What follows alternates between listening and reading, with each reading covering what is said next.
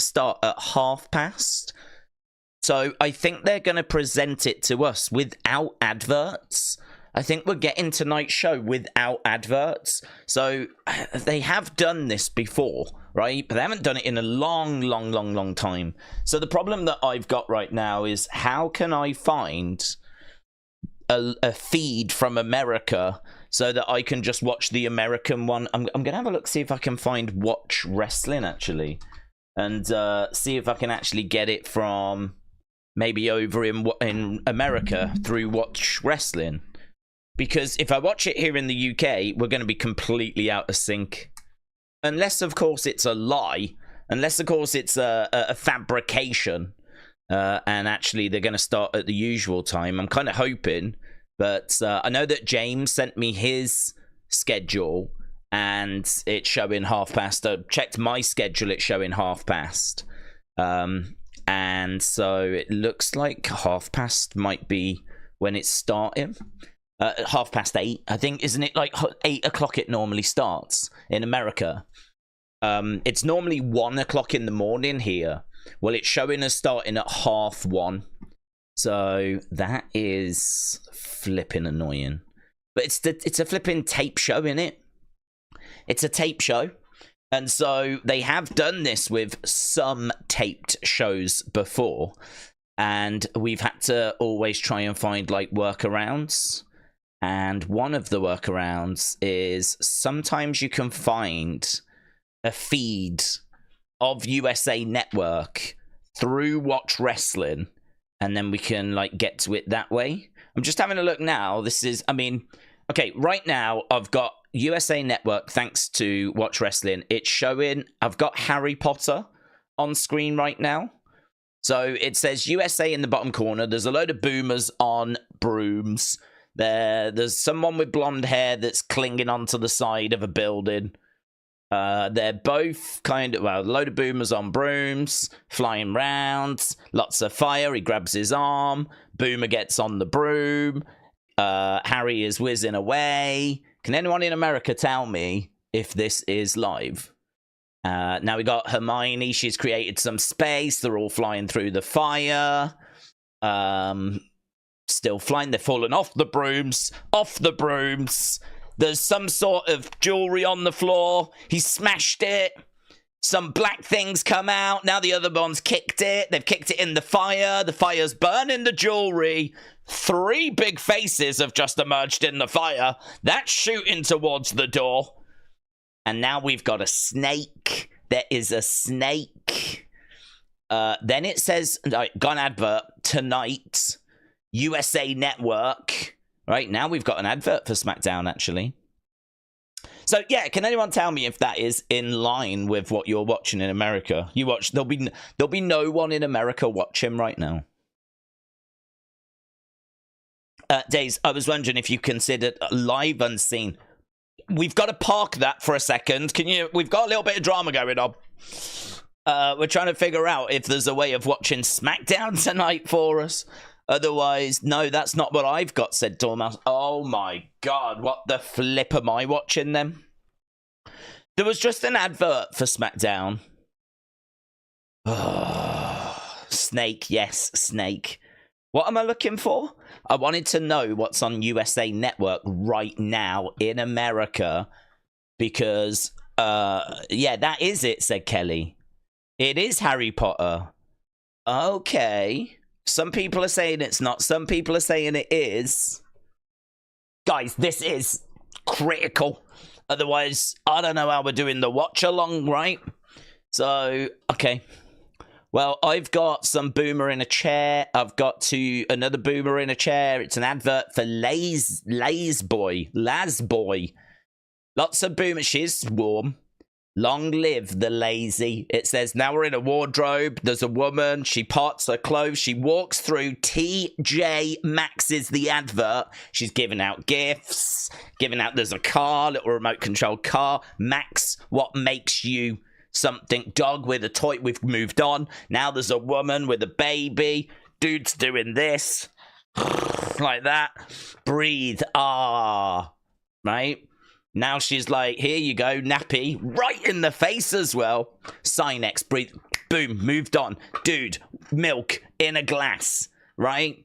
It clink with another man that's got milk in a glass. They're sat there, cow with a blue ball. Just did that, right? Just did that with his nose. Real milk, real oh my God, how quick are your adverts? Now we've gone on to the Pillsbury Doughboy, right? Woman pouring batter, cooking, baking, spreading chocolate on top, sprinkles. Fat man with a chef's hat, right? Dude opens fridge, gets stuffs out of fridge, scoops.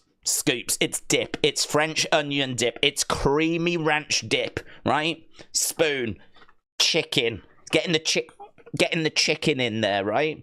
Now we've got a fire, barbecue, woman, upset, dude with a fire extinguisher. Man opens cupboard, 10 seconds a day, 1 Prozac, right? 1 beats 10. No, it's not Prozac, it's Prilosec. Raisin Bran, right? Now we're bringing you Raisin Bran. It's bran with raisins, but now there's a bran with no raisins. Where's the raisins? More delicious ways to bran, right? Now we've got Boomer Woman sat like that. Yeah, like in a kitchen. Dude just went like this. Something's happening. We don't know what it is. I think that's Obama. Now we've got some dude with popcorn. They're all sharing. Orville Redenbackers. Is this? Are we in line? Are we in sync? Nita Nitro said, this is the most unhinged watch-along we've ever been. Can we see how hard we're having to work now to get in unison, yeah? Kelly says, what's Kelly saying? Kelly's my go-to at the moment. Everyone else seems to be ignoring what's happening, just going, I feel like, how many people are watching? There's about 290 odd people watching. I feel like 295 of you are going, I don't know what's happening. There's only Kelly going, right, yes, that is what's on at the moment. You're in, like, do you know what I mean? Everyone else is like, yeah? Is this charades? Where's Kelly? Where's Kelly? What's Kelly saying? Hey? Kelly, you've got it, Dad. Okay, Kelly, you was my one hope, and now you're calling me Dad. Right? You've got it, Dad. The adverts are what I had. Mayor Pete said, with all the cuts, is this being directed by Kevin Dunn? Mayor Pete, this thing, if this is what adverts are like in America, this is wild. Honestly, me trying to explain what's going on, like, before I can even tell you, we're on to the next one. They just chuck adverts at you in America, don't they? Just throwing adverts in your faces. I feel like they're allowed to breathe a little bit more over here in the UK. Over there, it's just chucking adverts around. Oh my God. Wild. Matter, shout out to you. Okay, Kelly, even though she's called me Dad, and it's a little bit of one of them situations, you know, at school, when you're at like first school, elementary school, and like, you know, you accidentally call the teacher mom or dad, and it's a little bit embarrassing. That's happened, right? That has happened. And we do need to accept that's happened. We do need to kind of move on from it as well, though. Otherwise, we can't spend half an hour focusing on the fact that Kelly just called me Dad, right? But that did happen. We can't completely ignore it. But at least we know that we're there or thereabouts, right? At least we know we're there or thereabouts. So that is very much the tone of this stream then. This is like an elementary school. If you do need to use the bathroom, please raise your hand. And I hope you've all brought your pencil cases. Yeah. I hope you all got your supplies and everything. And lesson will be in session very soon. Yeah. And don't be too embarrassed if you do call me mom or dad. It has happened already on this stream. As we said, Kelly's already done that. And it's absolutely fine. No one's judging anyone. Yeah. No one's judging anyone. I think in many ways I am a father figure, if you think about it. I think I am like the father figure of this community. It makes sense when you think about it, doesn't it really? When it comes to this community that we are very well crafted, we've honed, I think many people see me as like a father figure, as some sort of, I don't want to use the word God. I don't want to use the word God. That's not for me to say. I don't want to use that word. It's just, it's on the tip of the tongue, isn't it? You know, I can't get through this sentence without saying the word God, right? So, you know, it's out there now. It's out there now. So, yes, I don't know how people see me. It's not for me to judge. But Francis, shout out to you. Edward, shout out to you. Mayor Pete, thank you, my friend. Welcome. Kelly, the wise lady. My daughter, thank you.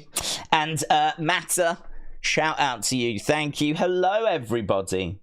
So, you might have missed what we've just done. We've been doing a little bit of technical work. That's where we've been trying to make sure that this stream is in sync with what's happening in America. You probably couldn't follow it all because it was quite highbrow, high level, very technical work. The kind of stuff I would imagine they do at NASA when they're trying to figure out if they're in communication with, like, the shuttle. I was doing that with Kelly, my daughter, and we were just trying to work out if we were able to get in sync because unfortunately here in the UK, Smackdown seems, you watch, it'll start at the normal time now, but it appears to be starting at 1:30 rather than 1. It appears that they're going to be presenting it without adverts, and we're thinking that it's probably because it's a tape show. And for some reason, they can do that this time. They haven't done it for previous tape shows. We've had a few tape shows recently. But for this tape shows, they've gone, lol. Let's try something a bit different, shall we? Let's try something a little different. So, yeah, I think we're okay. I think we're okay. Loopy Girl said, yes, Days, you are now watching What's On with Harry Potter. Loopy Girl must be highly educated as well. I think she's managed to pick up on quite the technical terms that I was putting down earlier. Again, you have to have a fine ear for some of these, like, technical points to know that we're in sync. So, Loopy Girl, excellent work. Thank you. Thank you. You can also call me Dad if required. Yeah. Same with any of you, really. It's an open invitation. It's good that we've got that level found. Right, now we can get into, let's go. Now we can get into general chit chat. Hello, everyone. So Kim's Chains said the USA Network website is showing last week's episode of SmackDown, not this week's episode. The plot thickens. Uncle Howdy said, Days, this is not being a boss. This is wasting money, and it is being a petty hypocrite. Sorry, what? Penta and Phoenix. Okay. Whew. Penta and Phoenix have never caused problems for AEW, and now you're going to waste money trying to keep them from WWE. So that seems to have rattled Uncle Howdy's cage. My feelings on it are, and it ain't gonna make me a popular guy, but my feelings of it is that if you are in charge of a wrestling company, you do need to dabble in the dark arts. It's something that Vince did throughout his time. It's something people were not always comfortable with, but it undeniably kept him one step ahead, and you could argue it got WWE to where they are now. You could even argue that by not doing that, WWE may have folded. Can't guarantee. I don't know what would have happened, but it may have resulted in WWE surviving. We see businesses going out of business all the time. And so, as much as it would be lovely to live in a world where it's all let's hold hands, kumbaya, I do think you have to dabble in the dark arts. We've spoke about it before, like, for example, Vince, like, when WrestleMania started, he went around to lots of different companies, like pay-per-view companies, and he was like, if you show Starcade or whatever the show was, Bunkhouse Battery or whatever the flipping shows were called. If you show my rival's wrestling show, you can forget having WrestleMania. Yeah. So that then meant that the pay-per-view providers had to choose. Do you want to show Bunkhouse Stampedes or whatever? Or do you want to be able to show WrestleMania? And by that point, WrestleMania had established itself as the number one. Yeah. So they didn't want to lose WrestleMania. So what they did was they agreed, okay, we won't show that then. We won't show that because we do want WrestleMania. To me, that's a dark art. You know, you're going to a cable provider and you are saying, you can't show my product if you show theirs. So you are hurting another person's business. It's because, you know, what you would do, like, in a perfect world is you just show everything, yeah? But Vince didn't want other companies getting big off the back of him, you know? I mean, pay-per-view was coming in. WWE were early adopters. You know, I think WrestleMania 1 was closed-circuit TV. I think WrestleMania 2 is pay-per-view. So, you know, WWE are doing pay-per-view in 86. And, you know, it's starting to become a thing. And Vince is like, I ain't going to let you show WrestleMania if you show other people's wrestling shows. That would be like saying, I'm not going to let you have WrestleMania if you show... Which still kind of goes on today, for example. You know, Peacock don't show AEW. But they do show all the WWE shows. So it actually still goes on. But obviously back in the 80s... there weren't that many pay-per-view providers. So, you know, if you actually prevented one from showing a rival's wrestling show, that was a big deal. And that really hurt the other promotions. So these are the kind of dark arts. And these dark arts, they show themselves in lots of ways. I've said before, I know for a fact, recently, within the past 3-4 years... WWE in some form have said to toy shops, if you stock AEW figures, we are not going to allow you to stock WWE figures. Like, I know that's a recent thing that's happened, and I wouldn't be shocked as well. In fact, there was word that, wasn't it Madison Square Garden got told that if they showed any other, like, major promotion, WWE would never go back to them. It's happened with venues. It's happened with toys. It's happened with pay-per-views. So on, right? So if I'm Tony Khan and I've got Phoenix and I've got Penta and I've got them under contract and they've signed that contract, and within that contract it says, when your contract expires, if you've been injured, I have the right to add that time on because I'm paying for 3 years of your work, right? I'm going to pay you and you're going to wrestle for me for 3 years. Well, if in that time, say, you miss a year because of injury, well, I've not had my 3 years worth of money. I've not had my 3 years that I paid for. It's a very unfortunate, but, you know, it is what it is. I haven't had my 3 years. That's what I've paid for. And so the option is in the contract that I can then have my other year if you've been injured. And listen, Penta and Phoenix, they signed that deal. They signed it.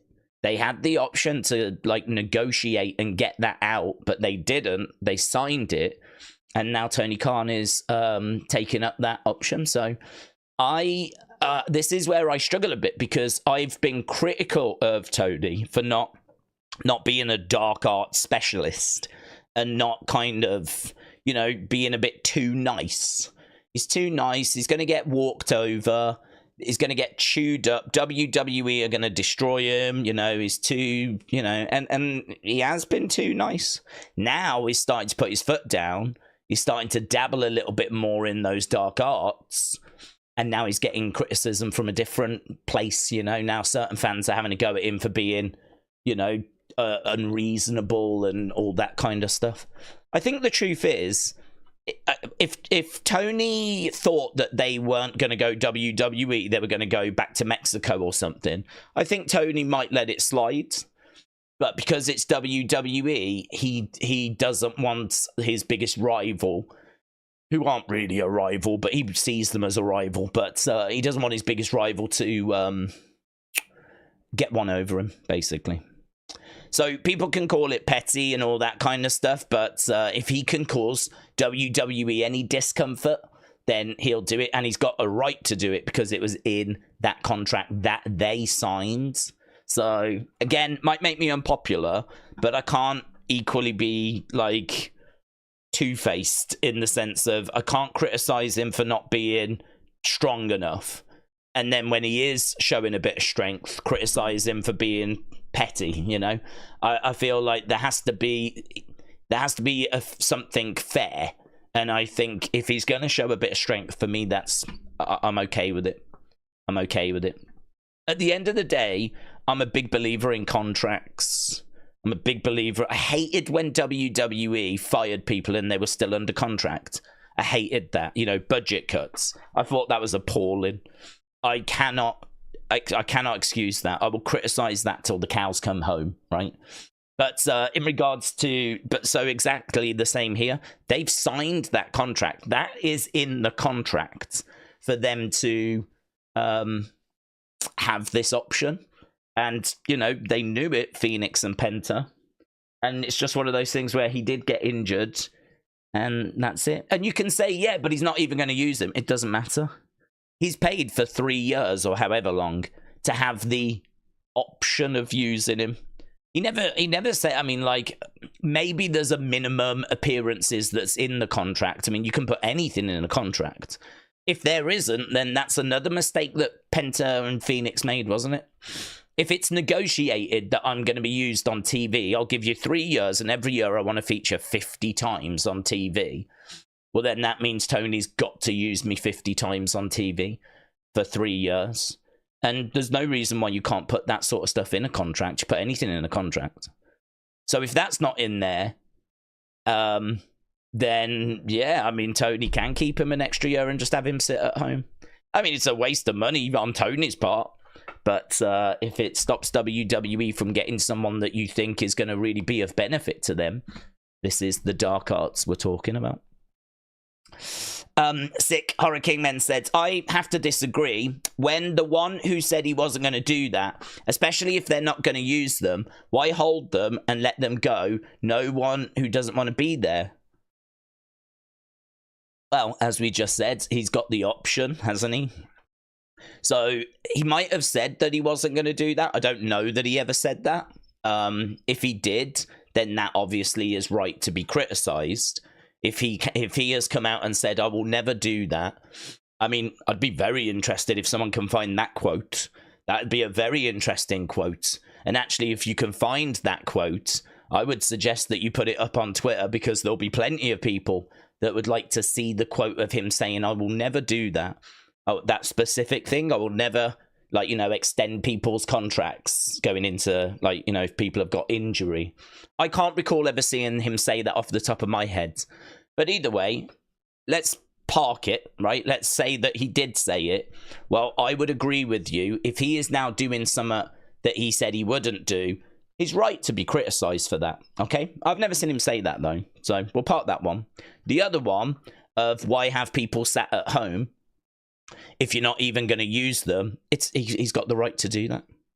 What if he paid for 3 years of work and he was using them, and then all of a sudden there was a big falling out and he's like, I'm done. I don't want them anymore.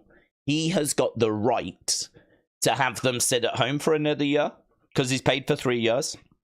If they haven't negotiated something to say that they're guaranteed certain appearances, that's on them, isn't it? They signed the deal. They didn't have, no one made them sign. They had the contract, they read the contract, and they were happy with the terms. They were certainly happy with the money they were getting, and they were happy with the stuff that was in the contract. All of this is in that contract. They signed it. It's very hard for me to have sympathy for people that are getting paid a lot of money and now it's sort of backfired a little bit on them, you know? Sorry, should have negotiated a better deal. Like, I'm with Tony on this, to be honest. The only thing I'd say is if if it is a case that if it's a case that he has said publicly, I'm never going to do that, then, you know, he's created his own problem there. But that is not so much about what he's doing. It's about more going back on something that he said. And he has been found guilty of that before as well, you know. I saw a quote where he said that they would never copyright strike people that use clips on social media. And they've obviously started doing that. They said they were going to be more sports-based, and there's plenty of examples where AEW have not been sports-based in their presentation, so that's been thrown at him a few times. So he certainly has gone back on his words a few times, and he's been criticised for it. But, yeah, I would love to see that quote. As I said, if you find it, put it up on Twitter, because it would be very well received. Suzanne said, I've got results for SmackDown. I'm just going to leave. I will see you guys tomorrow. Laters, Gators. Well, I'm sorry to hear that, Suzanne. It is a tape show. There are spoilers out there. Hopefully, the segments should still be good, because we've got Roman and we've got CM Punk face-to-face tonight. We haven't actually done our preview, but we do have those two face-to-face. That should result in a very interesting segment. As well as that, we got the Advantage match, which, again, if you've got the result for it, perhaps you don't want to know, like, we'll see it. I actually don't know any results. I've been quite fortunate in that regard. But, yeah, it is Jay against Jacob, and should be a really fun match, so looking forward to seeing a few things tonight, actually. Uncle Howdy said, let's be honest, if Timu Vince re-signed the Luchas, please, for the love of God, no, says Uncle Howdy. Yeah, I'm not a massive Lucha Bros fan either. You are correct. But I know there are many that are big fans, so... Helena said, who is going to win out of Team Rhea or Team Liv? I think Team Rhea. What about you? I did my predictions on the second channel, and I went with Team Liv because my justification was I think that we've got 2 War Games matches. They could absolutely have both babyface team win, right? There's no problem to that. But is it more likely that they have a heel team and a face team win? Is it more likely they have, like, different sides win? I'm thinking, yeah, maybe more likely, because that's all we're dealing with is likeliness, right? I think if you look at, like, Rhea, Naomi, Bianca, Bayley, they're all just chucked together, man. I mean, they're just a load of random individuals that are great on their own, but I have no idea how they're going to coexist and work together. And I'm sort of thinking that's going to ultimately be their downfall. That's going to ultimately be what is going to result in them losing. So if I think that OG Bloodline win, and so in the other match, I'm going to say the heels win. I'm also looking at the face team thinking that it's quite disjointed with Rhea and Bianca, and, you know, Bianca and Io is not a good combination because obviously they used to be in Damage Control, but there's a lot of issues there. We know that Bayley and Bianca is not in a great place. Bayley, Io, as we've just said. There's a few different combinations that are like, doesn't really... It's not great, you know. Rhea doesn't really get on with anyone because she was in Judgment Day and caused plenty of problems for plenty of people. So I'm looking at the face team thinking they're not going to work well together. I think the heel team are probably going to win. And then I'm looking at Candice. Well, could Candice get the pin? That'll make her look better in Nia's eyes. That's going to cause even more tension with Tiffany. You know, I kind of think that it could go something like that. I think it's one of the closest, if not the closest, matches on the card. And actually, the odds back that up. It's really close with the odds. It's really, really close with the odds. So it's one of those. I don't know. We'll have to see how it plays. It could go either way. But if I'm a betting man and I got $20 and I'm going to put it down somewhere, I'm going to go with the heel team getting the win. Uncle Howdy said, I hate seeing AEW fans defend things by saying WWE did this. I don't give a flip what WWE did. WWE doing bad things doesn't make it okay for AEW to do the same, especially if you thought it was bad when WWE did it.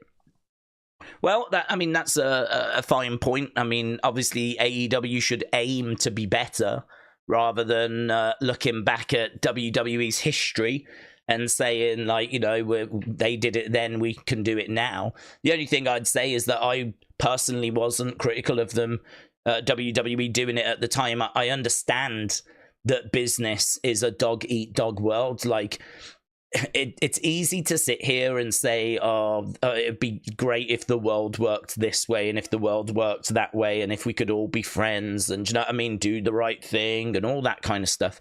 But having been in the business world, like, I worked in retail and I did all right for myself. Like, I was in charge of teams of people and sections and all this kind of stuff, right?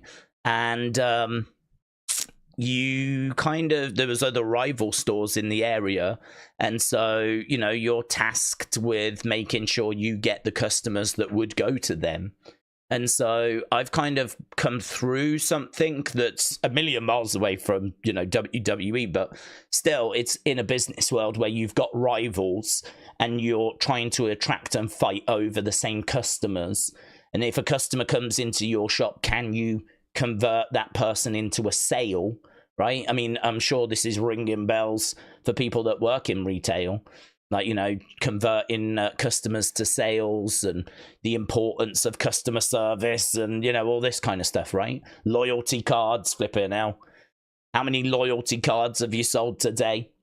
I mean, all of that is benchmarked and all of that is tracked and all of that is compared to other stores of similar sizes in the local area to see how you're doing. Like, the whole thing is competitive. It's dog eat dog. It's, you know, you hear of people doing bonkers things to try and, you know, get their results where they need to be. There's pressures, and that's the world. That's the real world. We can sit here and pretend it's not what's happening, but that is the real world. And that is what many of you face on a regular basis. And it's what I faced on a regular basis. And, for me, the wrestling business is, you know, as cutthroat as any business. And so, you know, you're going to do what you can to get the results that you need to get. And as we said, if WWE had not done that in the past, there is an argument that they might not even be here right now, because there were some really dark days for WWE where any and every little advantage they could get made a big difference to them outright surviving. And you know what? You could even argue the same right now. You could even argue that right now AEW have just got a really good TV deal, but there's no guarantee they're going to get another really good TV deal, because we know where the ratings are right now. We know that they've fallen off a cliff. We know they were in the 800,000 range. Now they're in the 600,000 range. Well, what flipping range are they going to be in 4 years' time? 400,000 range? I mean, the numbers don't seem to be going up. They seem to be going down. So where are AEW in 4 years? And, you know, again, at what point is it we're fighting for survival? I have no idea if they're not at that point right now. Because if Tony was like, nah, this is I'm losing too much. If Tony was like that and he can't see the business turning round, could he just walk away?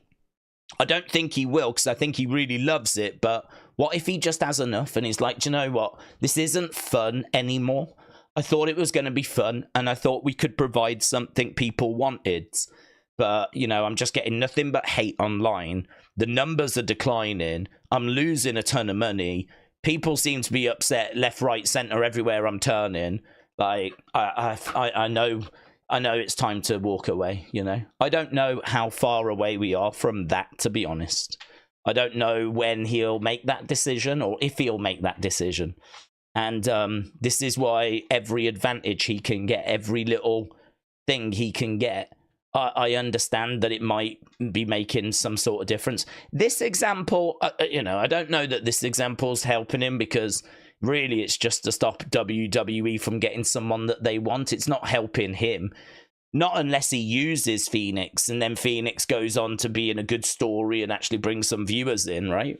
So, you know, in this regard, it doesn't seem to be helping massively, but again, dark arts means that you're just going to take every opportunity that comes your way, and you're going to do everything you can, and you're in a fight to survive. And if you're in a fight, you know, if you're out on the street in a fight, like, there's not really anything off the table at that point, because you're battling, aren't you? You're fighting. You're not really thinking about, oh, no, that's not in the rules. Oh, no, I definitely shouldn't do that. That's not in the rules. There are no flipping rules. So that's kind of where, I don't know when they're going to get to that point. I don't know if they ever get to that point. I don't know. Days of the wrestlers that are independent contractors, shouldn't they be able to break contract if one side isn't holding up their end, especially if Tony is being petty and keeping them and leaving it unhappy? Well, I mean, WWE had independent contractors, but like the contract they sign, that is with WWE, and it gives them exclusivity access to that contractor.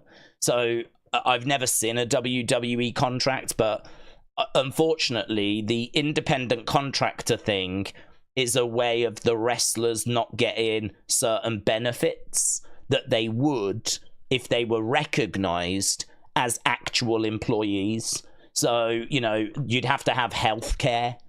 If you've got employees, by law, they all have to have certain benefits, right? But with independent contractors, they don't. They're basically people that you're bringing in from the outside that are working for you on a temporary basis. It's just that that temporary basis might not be a week or two. You could contract it to be 3 years, 4 years, 5 years. And so that's what WWE do, and they get around it. Then they don't have to do the benefits, right? So they do have independent contractors. I don't know if that's how AEW operate. But unfortunately, like, that doesn't help them when it comes to signing their contracts. When they sign their contracts, everything is in that contract, isn't it? You're going to work exclusively for me for 4 or 5 years. I'm going to pay you X amount a year. If you get injured, then I can extend the deal an extra year, right, to miss the time, or I can extend it, like, you know, for however long you've been injured for. And, you know, maybe there'll be some in there to do with merch sales and percentage that the people will receive. Maybe there'll be something in there to do with how many dates there is for Roman. Roman only has to work X amount of dates a year, according to his contract. And that frustrates a lot of people, and it frustrated people when he was champion, of course. Brock had that deal in WWE. But as I said, I don't know if there can't be negotiated like a bit of a minimum.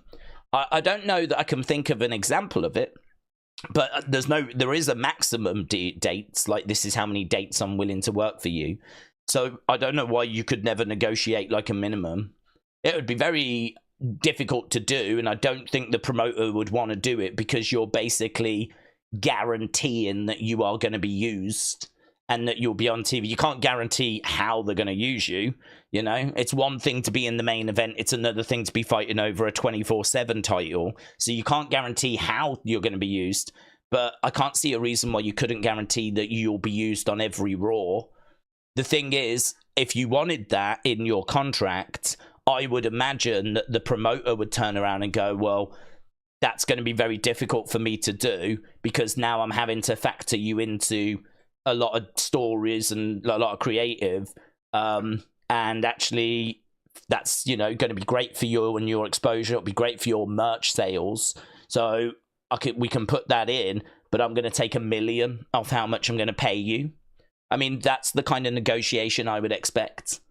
Like, I can pay you $3 million, and I don't know how often you get used. I'll pay you $3 million a year, each year for 3 years, right? So that's $9 million I'm going to give you over 3 years. But I don't know how often I'll use you, right? Or do you want this contract where you can wrestle every Dynamite, right? but I'll only give you $1 million because I am losing the freedom of using you when I need you. Now I've just got to use you, and that is going to be tricky for me to do. Might sound great having you on every show, but it's going to be a headache for me to try and figure out how I'm going to use you for every show. And so that's not the option I want you to take. So I'll pay you $1 million a year. So rather than 9 million, you'll end up with 3, but you will be on every show. I would imagine most people will sign the one that's 9 million. I'd imagine most people will sign that one rather than the other one. And I think this is probably why we don't ever really see that being a thing, you know? We don't really ever see that being negotiated. But maximum dates are negotiated, so I don't really understand why minimum dates couldn't be on the table. But yeah, this is where like contract negotiations are critical.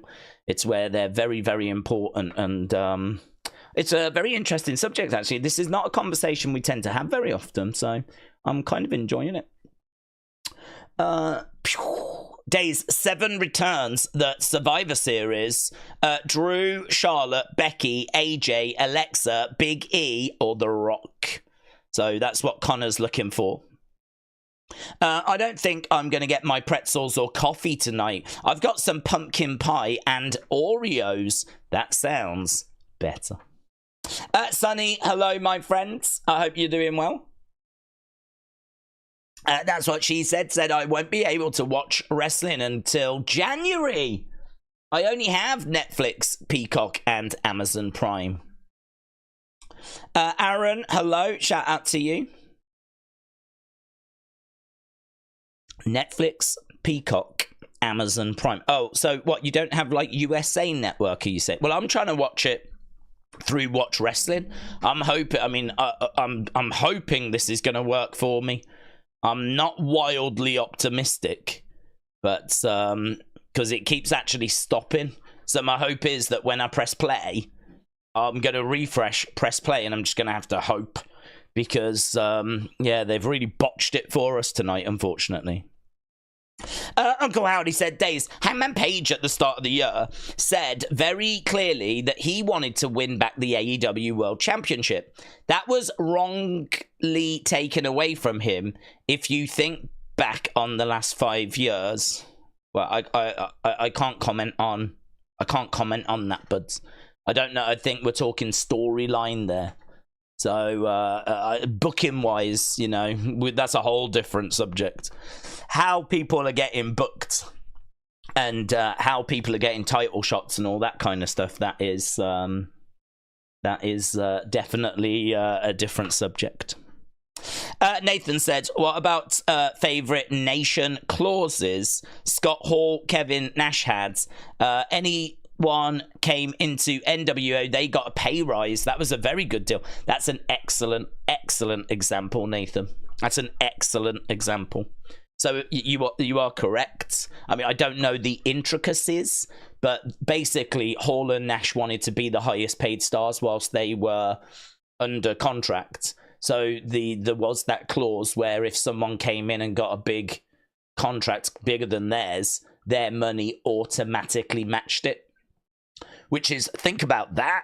Think about that as an amazing contract thing. That way you are comfortable in knowing not a single person on the roster is getting paid more than you. Might be some the same that get brought in that are big names, but no one's getting more.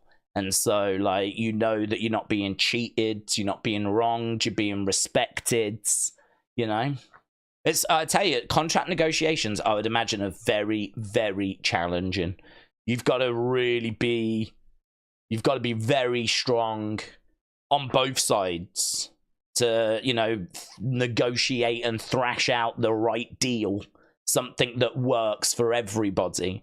Because, you know, look, the companies aren't going to want to pay loads of money if they don't have to, and they're certainly not going to want to make loads of guarantees. Any guarantee that's in there, I would imagine, deducts from the amount they're willing to pay.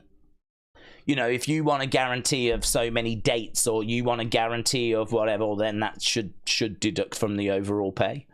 But that one is really interesting because they wanted a guarantee that they will be paid the most, even if someone comes in. Like, I've got to tell you, I think, what's the alternative? I mean, the alternative is that you lost out on them two and they walked away and maybe went back to WWF.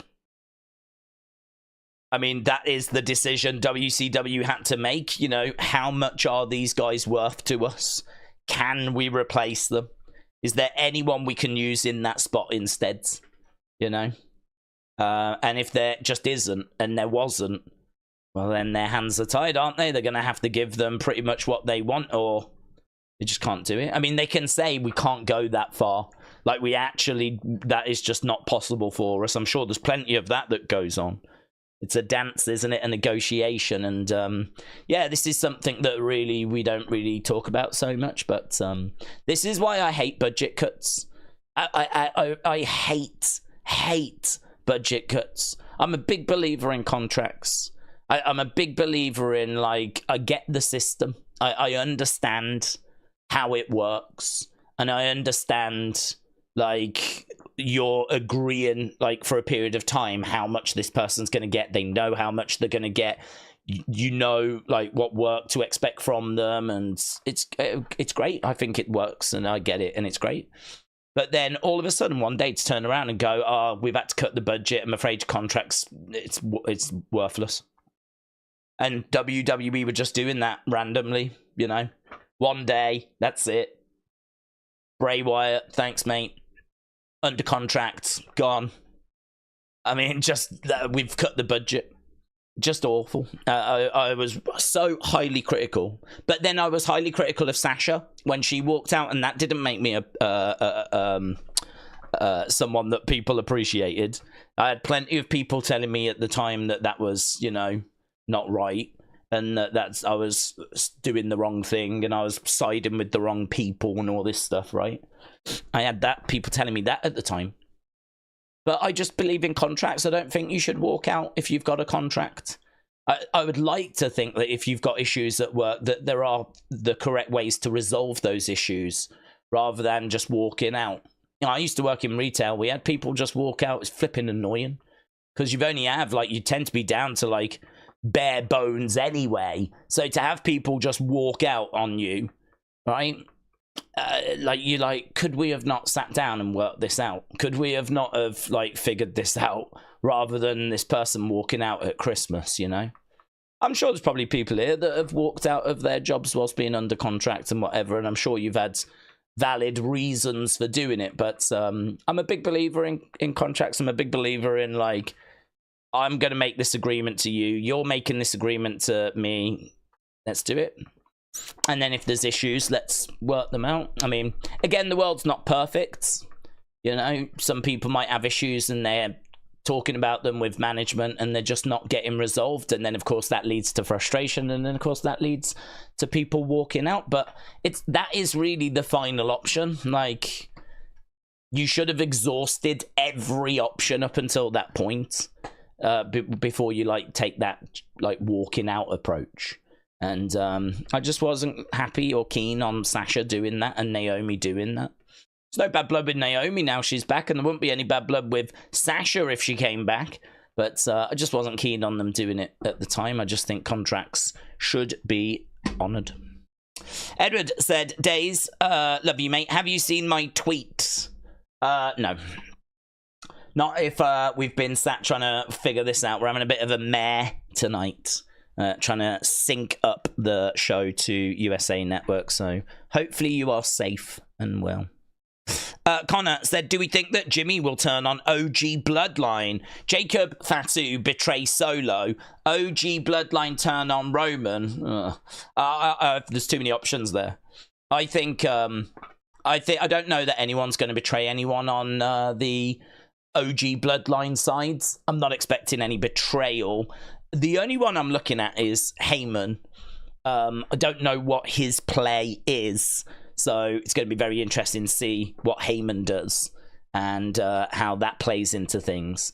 I do expect The Rock to come walking out at the very end, but and Seth could be involved because he's not on the card. He's going to want revenge against Bronson and Solo because obviously they, had beaten him up.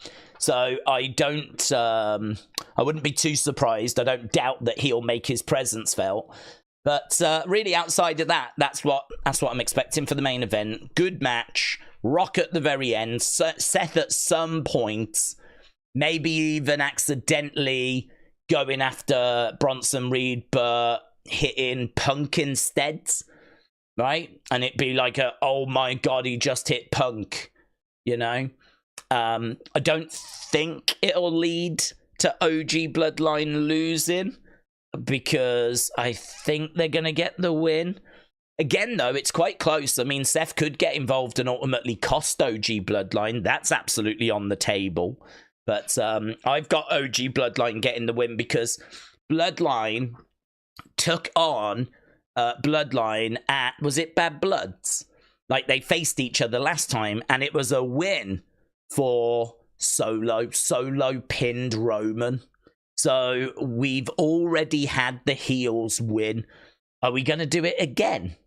We could do, but again, looking at what's more likely, I think it's more likely that, because I said at the time, I think the new Bloodline win at the last match, because I think OG Bloodline win at Survivor Series. So I'm sticking with that. Then it'll be 1-1, and then we'll have to do another match that kind of decides it. So that's kind of what I'm thinking.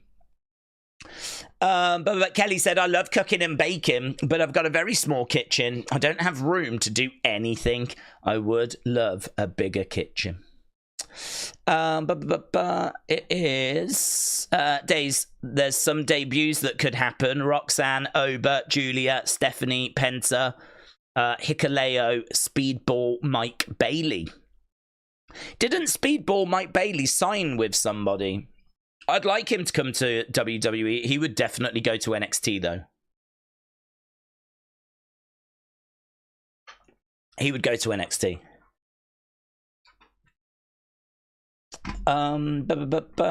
Let's go up. You can keep your cheesecake, says Matt. Oh, I do like a bit of cheesecake. James said, who even cares about an overrated Mercedes? Uncle Howdy just putting in AEW. Where are we? We've got nearly an hour gone already, which is pretty wild. Sack City said, Days, how you doing? Hope all is well. Same to you. Do we think Drew will interfere in the Bloodline match? I'm not expecting Drew. Word on the street is that we're trying to find a way of getting him back, and creative are working on stuff. I don't know that means Survivor Series. I mean, the thing is, we're entering a period now where we need some surprises. And you could say we need some for Survivor Series, which is true. But we're also going to maybe need something for Saturday night's main event. We're certainly going to need a lot for that first Raw on Netflix. And we're going to need something for the Royal Rumble. So from between now and the Rumble, there's going to be a fair few shows where we're going to need some surprises. Certainly Netflix. And there's no point stacking that first Netflix show if you haven't got something good on the second Netflix show. So I'd even make the argument the second Netflix show needs to bring something, Maybe not as big, but it still needs something. You can't just go to a boring Raw following an amazing, one of the greatest Raws we've ever seen, right? So that first period for Netflix, January for Netflix, is going to be really important. First Saturday night's main event, you don't want that to turn into Battle of the Belts. So you've got to make sure that delivers. And yes, Survivor Series as well. So plenty of options for your Charlottes, your Alexas, your Drews. Plenty of options for these people to make returns. Lots of shows for them to come back on well before WrestleMania. So I can't say that I'm expecting Drew at Survivor Series. I think there's plenty of other places that we could see Drew return.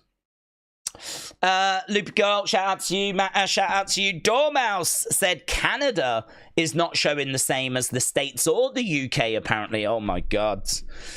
Yeah, if you are joining us, tonight is a flipping nightmare because here in the UK, the show that normally starts at 1 in the morning is starting at 1:30, and I think they're just going to run it with no adverts.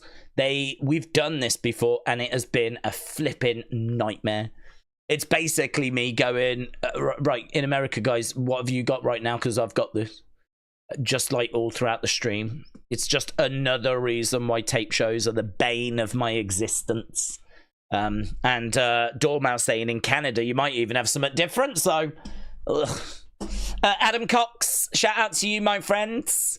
Edward, shout out to you. And Milo D said, Days, what are the thoughts on Logan? Maybe interrupting LA Knight Shinsuke tomorrow. He's disappeared since SummerSlam. Not expecting it because I think he's done with the United States Championship. He had it, and I think he's done now. And if you, unfortunately, have heard some of his recent comments, he's been saying things like, I'm really going to go for it. He says he's really committing himself. And I've seen another interview where he said he's looking to work a more full-time schedule in 2025. So I really anticipate him being on the majority of shows, be it Raw, be it SmackDown. I think there's a lot of stuff going on behind the scenes we're not aware of or privy to. I mean, they have been talking about, you know, what are we doing for it? They all have an idea of what that first Raw is going to look like because they need to be contacting people for it. You don't call people up the week before. You call months in advance, right? So they know who they need. They know the story that's going to be getting told on that first show. They'll have an idea as to what that show is going to be looking like even now. And I know that Netflix, I think, requested Logan. I think they wanted Logan. They'll probably get him. So Logan being on the majority of Netflix Raws, I really don't rule that out. I think there's probably a good chance of that. So he said he's going to go for it, and he said that he is going to really commit and work a more full-time schedule. He seems very focused, very determined.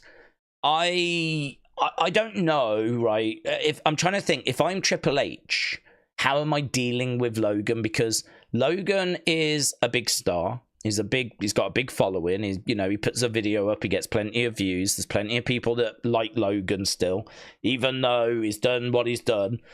We have to recognize there are still people out there that support him and they're part of the Low Gang and all that kind of stuff. They're Mavericks, right? So he's got his fans, he's got his supporters.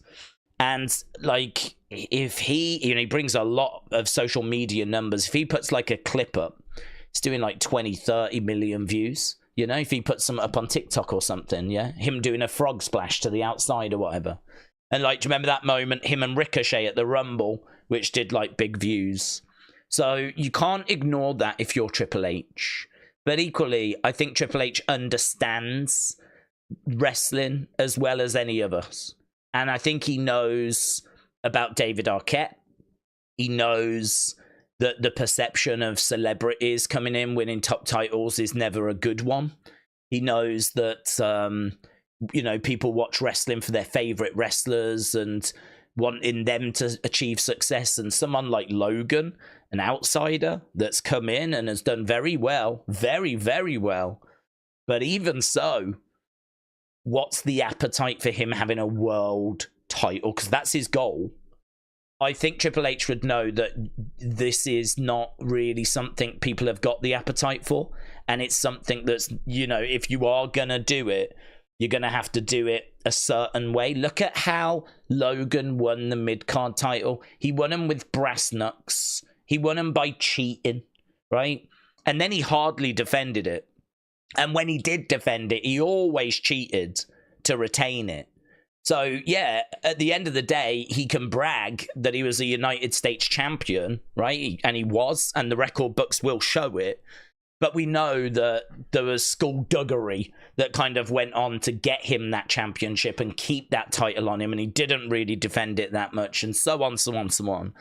I think Triple H sort of did what he could, what he felt he had to do to get a recognized championship that's got a very proud history of its own onto someone like Logan Paul. well, you're going to need every trick in the book, and even more than that if you're going to put a world title on Logan Paul. For starters, you never put the WWE Championship on Logan Paul, right? I would never do that. I would never do that. That belt goes all the way back to the 60s. It's got so much history, so much prestige. I would never even think or dream or entertain. If I was in Triple H's position, he was like, I want to be WWE champion, I would laugh at him and I would just walk away, right?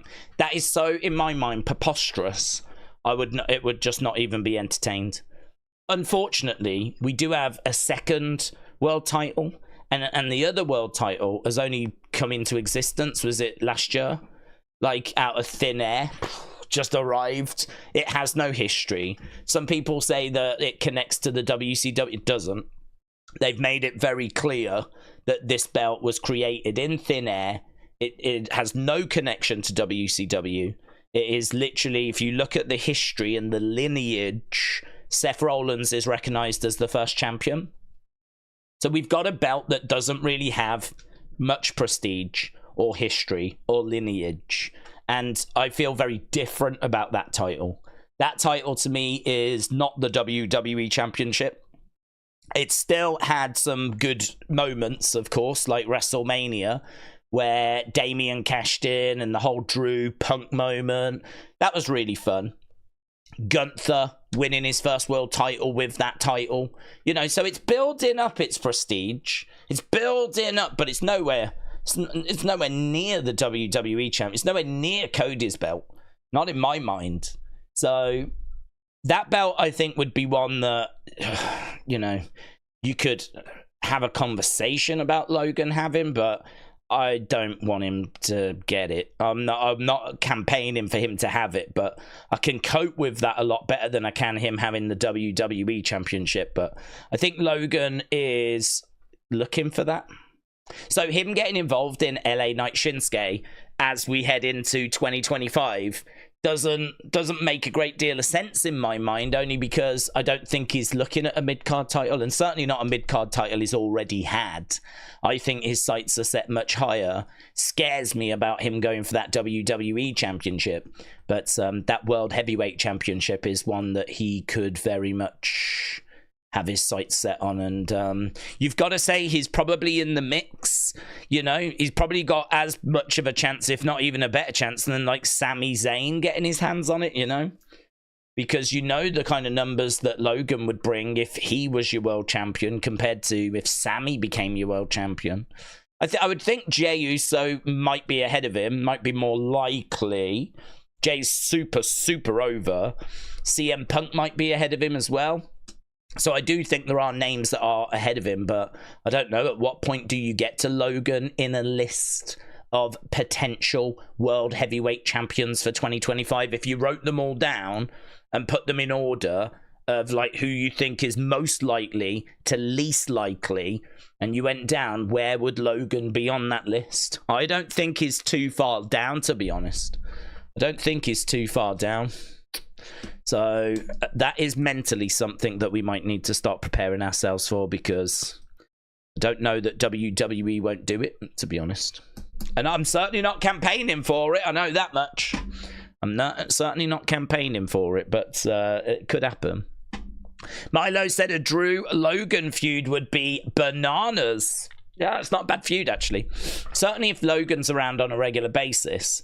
There's plenty of material for Drew to work with there. If you don't like Logan, putting him in with someone like Sheamus, putting him in with someone like Drew, putting him in with someone like Gunther, where he's going to get chopped and beaten and bruised and battered.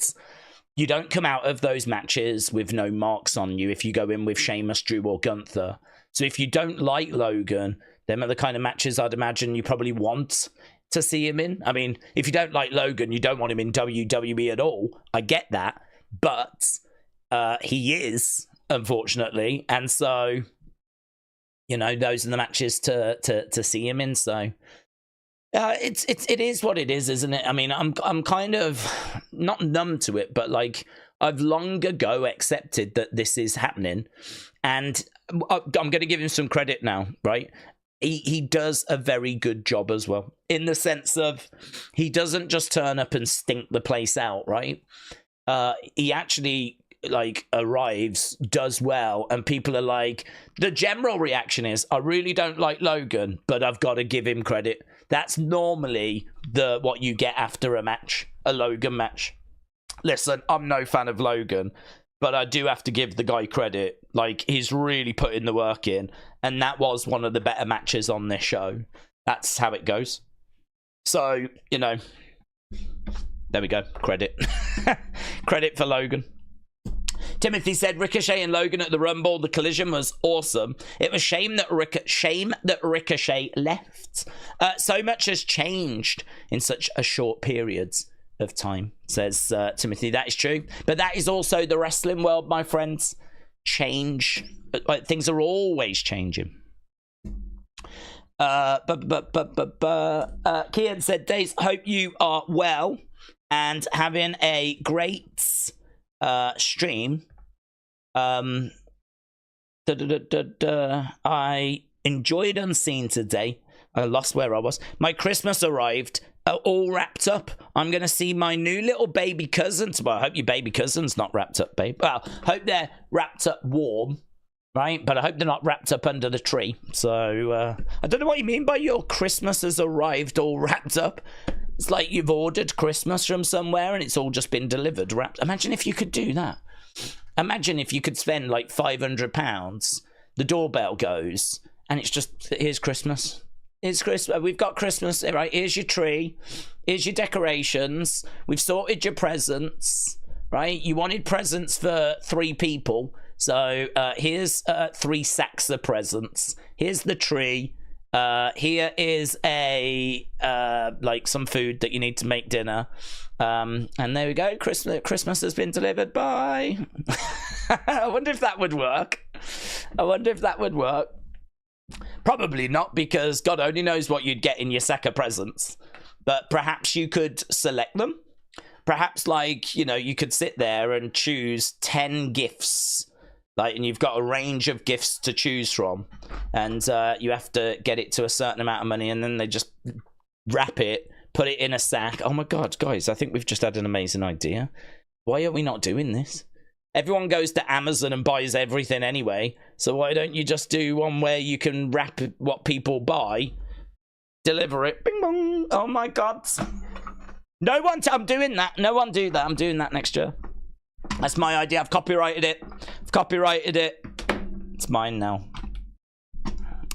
But Sonny, you're looking for more Discord mods. It won't make me let them make them mods. Discord mods I can do. I can't remember how you do it. I can't even remember how you get on the Discord, to be honest, but I can look at it. There is a Discord. You can get to it in every live stream description and video description, probably for this year. If you actually go there, there is a link to the Discords. So hopefully it still works. I haven't checked it in a while. I'm pretty sure the link I put in was one that never ended. So should work. So yeah, if people are wondering how you get to that. Right. We've got 756 watching. Hello. God, it was only 200 and something not long ago. Where have you lot been? 756 watching. Only 57 likes. What the flip? Honestly, it should be the first thing you do. It should be like a cost of entry. Should be that you just leave a like. Unbelievable. American Nightmare said, I've still not decided if I like this stream or not. Oh, that's fair. American Nightmare's there going, I don't know. Is this real? I don't know. Are the people in here good? Are these the questions that I want answered? Mulling it over. No one is making cartoons anymore, said Punched. Just anime. WWE should create a WWE anime series. They should, actually. I mean, yeah, they probably should. There is a lot of people that seem to be into anime. You see a lot of like ring gear is kind of anime, so yeah, I'm not against that. I've never watched anime, so it's not really my thing personally, but I know there's a lot of people that are really into it, so yeah, that's not a bad shout. Vic said, like the stream for our dad. Oh. Dave's quick question. Are WWE doing tribute to the troops this year? There's been no announcement on that. Well, I can't even tell you when the last one was, actually. Tribute Troops 2023 took place on the 8th of December. So, that ain't far away. So, unless they're going to announce something, then, no. What's this? Tribute to the troops. Drew, Sheamus, Ricochet earn a win over Imperium. When was this? When was this, please? No, that was 2022. I just went onto the WWE website to see, and the top article is for 2022. So last year's happened in early December. Doesn't look like they've got one planned for this year, unfortunately. So not my fault. You can't blame me. It's not my fault. I would have one. Chris said, I think it would be cool if WWE made a comic book. They did that. It could be a collection of short stories, maybe ideas Triple H has had and then got shelved. Well, they did have a comic book. I don't know. I mean, I'm guessing it didn't do very well, because the fact you didn't know about it would suggest that it didn't do very well. I did have one of the early editions. In fact, I haven't even watched that toy hunt. There is a toy hunt, old toy hunt, when I go to Birmingham, and I wonder if I can find it, actually. Let's see. Days is going to have a little look. Little look-see what I can find. Let me go full screen. Let me go capture. This is the wonderful toy hunt folder that I've got. I do have a new toy hunt. I never even mentioned. Oh my god, I did a toy hunt the other day. So I've got. I need to edit it, and if all goes to plan, Sunday night. I should have a new toy hunt up for Christmas. I know. So this is the toy hunt folder. This is really what made this channel. We're looking at basically the channel's greatest hits right here. So if we go down, there was an old one. Look at this. They're in order. That's the very first one from like 2016. 2016, blah, blah, blah, blah, blah, right? We might, yeah, that's still 2016. I did loads in 2016. This one. Days Goes Home to Birmingham, part 1 of 2, because it went 10 minutes, and I was like, I don't want it to go too long. So I broke it into 2 parts. That's 10 minutes. That's 7 minutes. This is number 28A. So there we go. That's the 28th toy. But that on the front cover, on the thumbnail, is the comic. Is the WWE comic. Should we watch it, actually? Come watch. Hey guys, welcome to Wrestling Days, and loser. Hey guys, welcome to man. I don't even know where I am, you know. I don't even know where this is. Oh, thanks. Oh, I'm in Birmingham. Yeah, that's the train station. It's wobbly, isn't it? Gods. You'd have thought I could have done a better job than that. Here she is, look. Here she is. Look at these. And this is in a... where's the cinema mode? This is in like a comic book store. So looking at like do you know, I remember this like it was not that long ago, but it is like a long time ago, 8 years ago. There's the comic. They had different covers. I don't know if it was like Dean Ambrose as well. Oh my god, we're seeing insides. Say the words issue. I must have botched it. There's Dean. Yeah, so I think they had like one for each member of the Shields. So that's the Roman one. They had a Seth one. And there was a Dean Ambrose one. And there's an X-Files one. But I don't know that that's WWE. And look, I bought it. Picked it up, didn't I? I went for Seth. Idiot. Should have had Roman. Should have had Roman. These are the mean streets of Birmingham. Oh my God, look at this. The mean street. These are some of the mean streets that I grew up on. Yeah, I probably did that. That was probably me. Here's some boomers. Here's the markets. It's been raining because it's flipping the UK. That's Selfridges, which is like a big department store. Also, I don't know if you've ever seen... oh, there's the church. That's the Bullring Shopping Centre. There's a pub right here, right? Just behind this thing. All down here is Digbeth. If you've ever seen the show Peaky Blinders, they speak about, I think, going to the Bullring Tavern in that show and having a drink in the Bullring Tavern. Well, the Bullring Tavern is literally just behind this flipping bus, which I don't know if I'll ever show it. I'm literally walking, like, I'm walking next to it right now. I wonder if I can find, like, do I ever actually show the Bullring Tavern? It's that there. That's the Bullring Tavern. And in Peaky Blinders, I'm sure it gets mentioned about going to the Bullring Tavern. That's Selfridges, which is like a department store. And, like, you know, sells clothes and all that kind of stuff. Trainers, and it's got a Starbucks in it and whatever. But it's kind of like become a bit of a landmark because it's got all these massive discs. It's kind of a weird shape, and then it's got these discs on the outside. We're still very confused by it, but it's kind of funky. We don't hate it. Some people hate it. I don't hate it.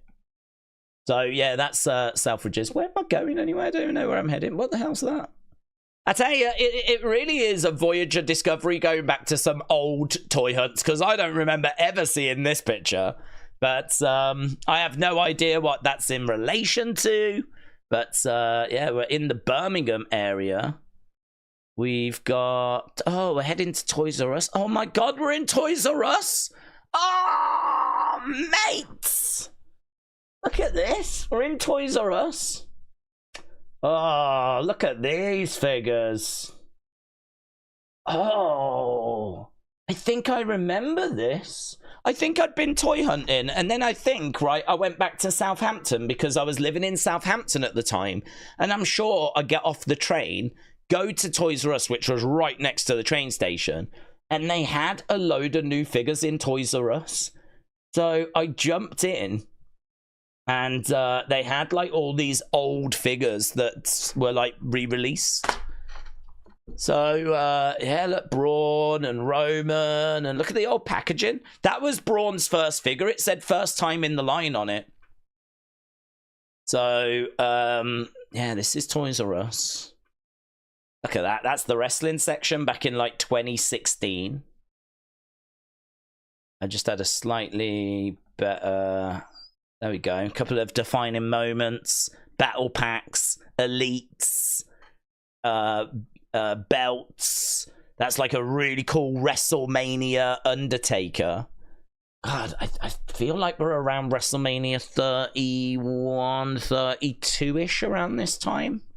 Yeah, that would make sense. WrestleMania 2016 would have been WrestleMania 32. So, probably 32 going on 33. That's Lana. That's a Lana figure right there.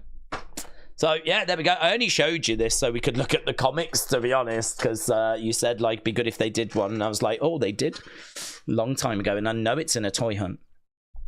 To be honest, like, I'm looking at the toy hunt, and it's okay. I mean, obviously, I can't hear what I'm saying. I'm sure it's hilarious. But, oh, what's that? The Old Crown. Yeah, the Old Crown pub, which is in Digbeth, 650 years old. The Old Crown pub, 650 years old. I'm not very good at, like, showing stuff, am I, really, at this stage? I don't feel like, you know, there's the Old Crown pub. Like, instead it's like, I'm just showing you little bits of things. But, yeah, that, well, okay, that was okay. I'm being too harsh on myself. I'm actually really good. But yeah, this is Digbeth. Something else that's mentioned in Peaky Blinders, and that's a pub that's 650 years old.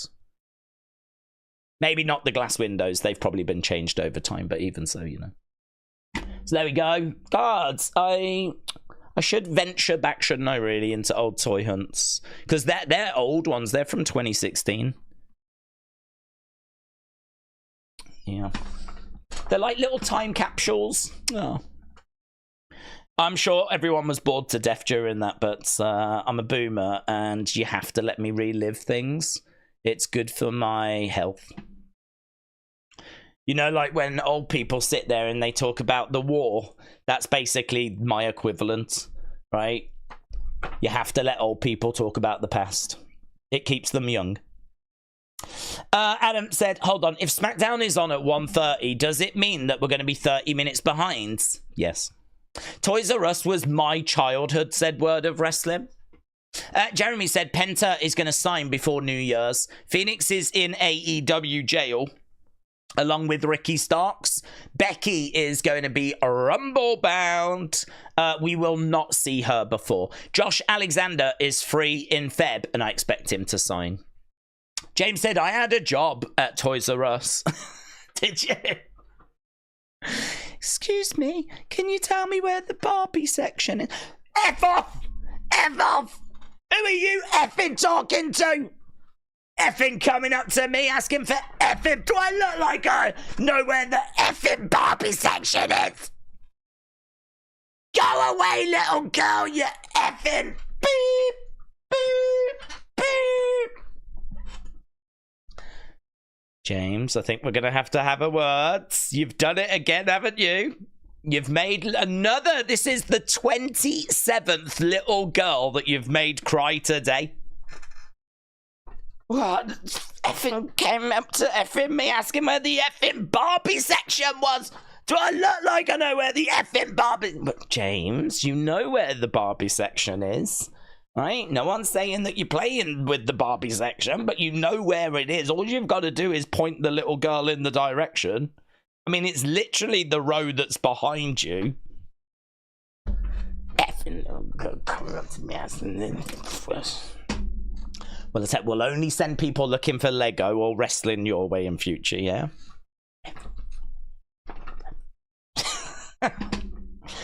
That is a reenactment of how it went. That is so accurate, said It's true. And that young lady is with us tonight. Here she is. Come in, love. It's a big surprise for James, this is. Oh, she's too nervous. She's crying. She's crying. It's all right. It's all right. The bad man's far away. He won't get you. Oh, bless. Bless. She's got a Cindy in her hands. She was telling me earlier that experience with James completely put her off Barbie. So now she only plays with Bratz and Cindy dolls. If ever she even hears the word Barbie mentioned, she just breaks down. It's very distressing. James, thanks for letting me know that Lola has tweeted, said Kian. Days, thoughts about Khan Starks? Their heated situation that has made debate that Tony is being unfair, but is he simply being a boss? Said Hannah. I can't really comment, to be honest, but because I don't really know the finer points. I know that Starks was meant to appear at GCW, but then something to do with one of their wrestlers, Effie, said something or was critical or did something, I don't know. And then something to do with the Hammerstein Ballroom, which seemed to upset AEW. I don't know, to be honest. This is where I'm like, I don't know. I mean, some people are saying it's got absolutely nothing to do with that. Tony's got issues with Ricky Starks, and it's more to do with that. So, without knowing the full deets, I genuinely can't say, but don't worry, we're not going to get back into it. But I said earlier, I do think if you're a wrestling promoter, you're not going to be the most popular person. You don't get into that job to be Mr. Popular.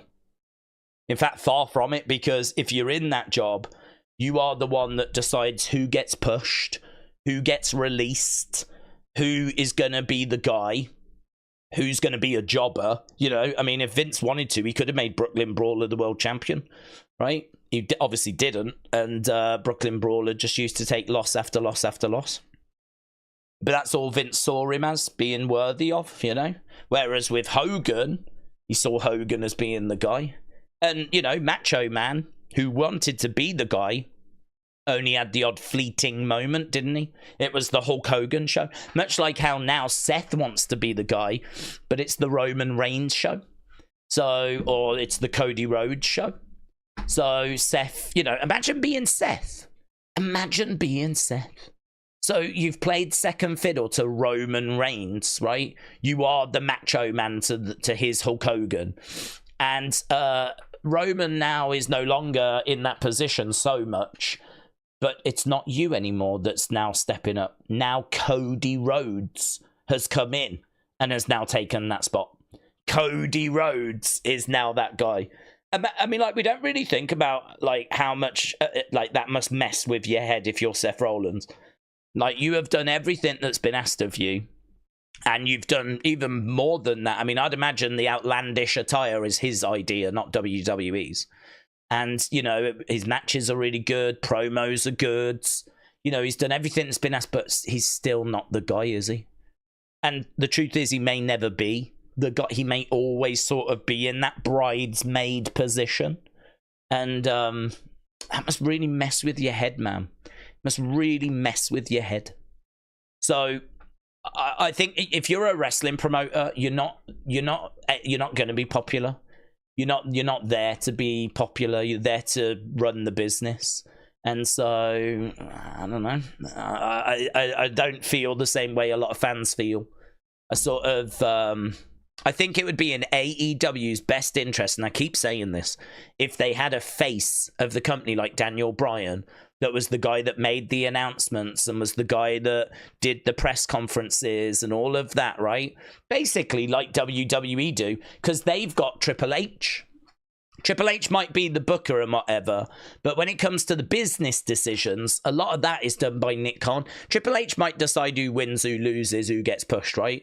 But when it comes to the dark arts, you know, Nick Khan is overseeing all of that. Nick Khan's the one that's looking at venues and looking at big strategies like going to Netflix. And, you know, Nick Khan's doing all of that. And I sort of feel like Tony should be in that Nick Khan position. He should be sat there in an office, having meetings, strategizing, like, you know, trying to work out what the best way forward is for AEW as a business. And then I think he should have people that are booking for him. And he should also have someone that's like the face of the company. We don't have Nick Khan sitting at press conferences. We don't do that. So, like, if I was Tony Khan, I would have someone do that instead, you know? And then, you know, Daniel Bryan, it wouldn't be his fault about whatever's going on with GCW. It's, you know, it's Tony Khan. Tony Khan's made that decision, but he is someone that you would just never see. I really think that would help AEW a lot, as I've said before. So, I don't know. I mean, I'm not down on the dark arts. I get it. I get the business world. I get it's a dog-eat-dog world. I get being a wrestling promoter is not about being popular. You've got to do a lot of stuff that's not going to make you popular, and you've sort of got to do it to succeed as well. But I don't know the finer details. Connor said, I want Cody against Owens at Survivor Series. James said, Tony is just using Effie as an excuse, in my opinion. It was because of that. Then why is he letting Marina, Moxley, and others work their shows? Don't know. Don't know why he would allow others to work GCW and not Ricky Starks. That would have to be a question that is put to him. Maybe it is an excuse. Maybe he is just being petty against Ricky Starks. Hannah said, Days, who was better, prime Heath Slater or amateur Hulk Hogan? What do you mean? As like wrestling terms, or in what regard? I mean, I'm trying to think of what amateur Hulk Hogan would be. I mean, I remember seeing Hogan before he was champion in '84. I've seen some of his matches in the late 70s, and I've seen some of his matches from the AWA. I don't know if that would be classed as amateur. I mean, he's still a professional wrestler at that point. So I don't really know what we mean by amateur Hulk Hogan. I'm presuming it's like before he makes it really big and wins the title off the Iron Sheik. Although saying that, really, he made it big after Rocky 3. Rocky 3 is what made Hogan. Because Hogan was, you know, just another guy, really. But Sylvester Stallone was a big wrestling fan. And I don't know if he requested Hogan or how it came about, but Hogan got that part in Rocky 3 as Thunder Lips. And that was it then, you know, all of a sudden. He's a movie star. He's a bona fide star. People want to see Thunder Lips for real. So he is a big star. I know that Vince Sr., Vince McMahon's dad, did not want Hogan to do that film. He didn't want Hogan to do the film. And he thought it was going to ruin. This is where, you know, it's very interesting finding out different people's ideas and perceptions, yeah? Vince McMahon's dad didn't want Hogan to take that film because he said he wanted sports stars, he wanted athletes. He wasn't after entertainers and movie stars. It's just funny how the wrestling business has evolved, you know, where we've got The Rock, arguably the biggest movie star in the world, and it has done nothing but help him, of course. But that is just not the mindset of what it was back in the day. Back in the day, they didn't want people thinking that wrestlers were good actors because wrestling has always struggled with people believing if it's real or not. So they wanted wrestlers to be seen as athletes and sports stars. They didn't want them to be seen as entertainers and actors because, again, we're trying to make people believe that what is happening is real. So they didn't want to run that risk. So he was like, no, you are not doing Rocky 3. And Hogan was like, yes, I am doing Rocky 3. And so he went to do Rocky 3 and ended up like not being in WWE. He left. And when a film was massive, he went to AWA and actually wrestled there. Wrestled a lot in New Japan, of course, as well. There's lots of footage of him in Japan. And so, but Hulkamania actually started in AWA because he was a big star. And WWE were like, no, you turned your back on us. We don't want you. But it's literally around this time where Vince McMahon that we know took over WWE. And he was like, I don't care about you and my dad. I don't care about that. You're the guy I want. So he brought him back, and that was it. And it's, do you know what? I think he brings him back like end of '83, and by literally the end of January '84, Hogan's beating the Iron Sheik. Like he's really not back for long until he wins that title, and then he wins the title. And it's like, I'm sure it's early '84. WrestleMania 1 is what, March, April of '85, and of course Hogan's still champion. But yeah, he's had the belt for a good year by that point. Hulkamania is running wild, you know, and has been for a while by that point, by WrestleMania 1. So I don't know what we mean by amateur Hogan. That was the point that I was getting to. But that's just a little history of Hogan and how it all came about. Amethyst Pieces said, Smackdown tonight, spoilers, don't want them, don't want them.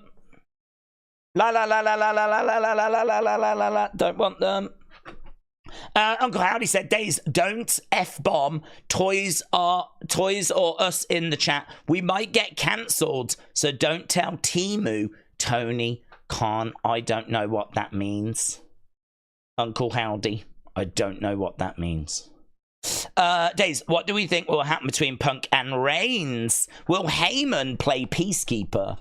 Well, you might have to, because I'm sure there will be a little bit of misunderstanding.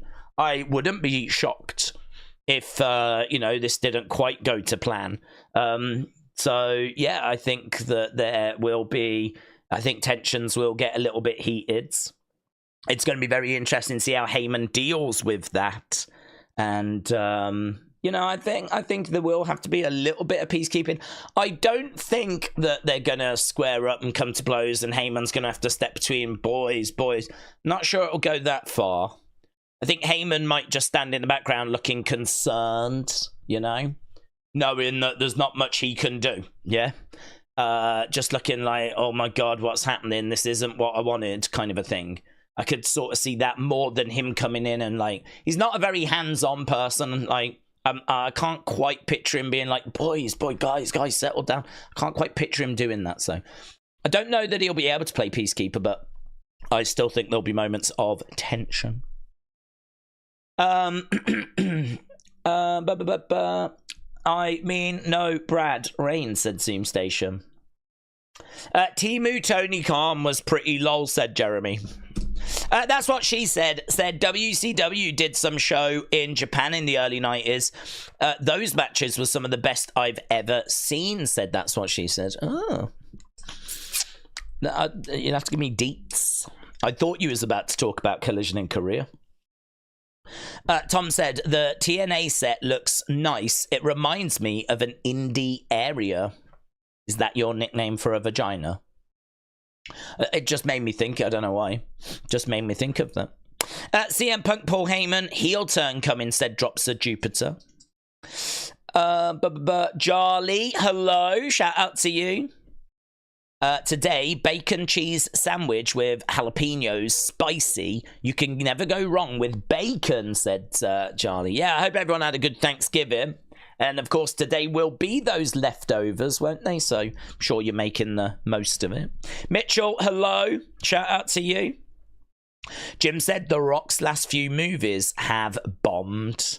Have you seen the red one, or whatever the Christmas one's called yet? That came out, didn't it? And that looked awful. And he hadn't long promoted that. And then, boom, here we are, Moana 2. Moana 2, of course, will be a big success. And I've saw the reviews of it are okay, actually. Reviews of Moana 2 are fine. Like, I've seen people giving it, like, 4 stars and whatnot. So, yeah, it looks all right. But, not one that I'll see, obviously. I never saw the first one. Have we seen the Road Warriors with Sasaki versus Steiners and Jushin Liger? What a match, said Kim's Trains. Oh, people are swooning over Japanese wrestling right now. Lovely. Days, what do we think? Oh, we read that one.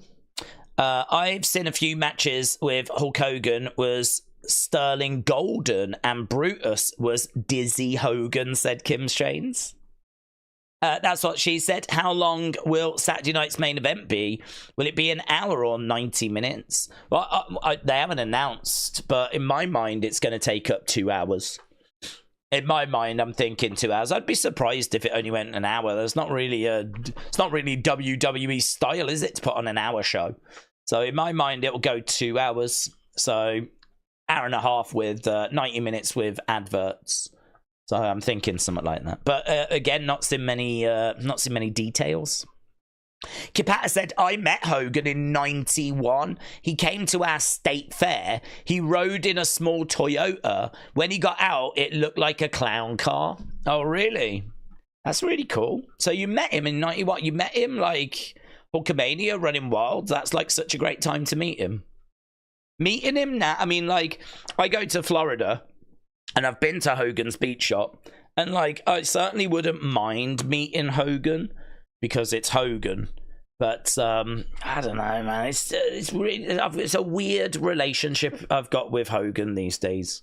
I was never a massive Hogan fan. Like, I was always someone that preferred Macho Man, Warrior, Andre.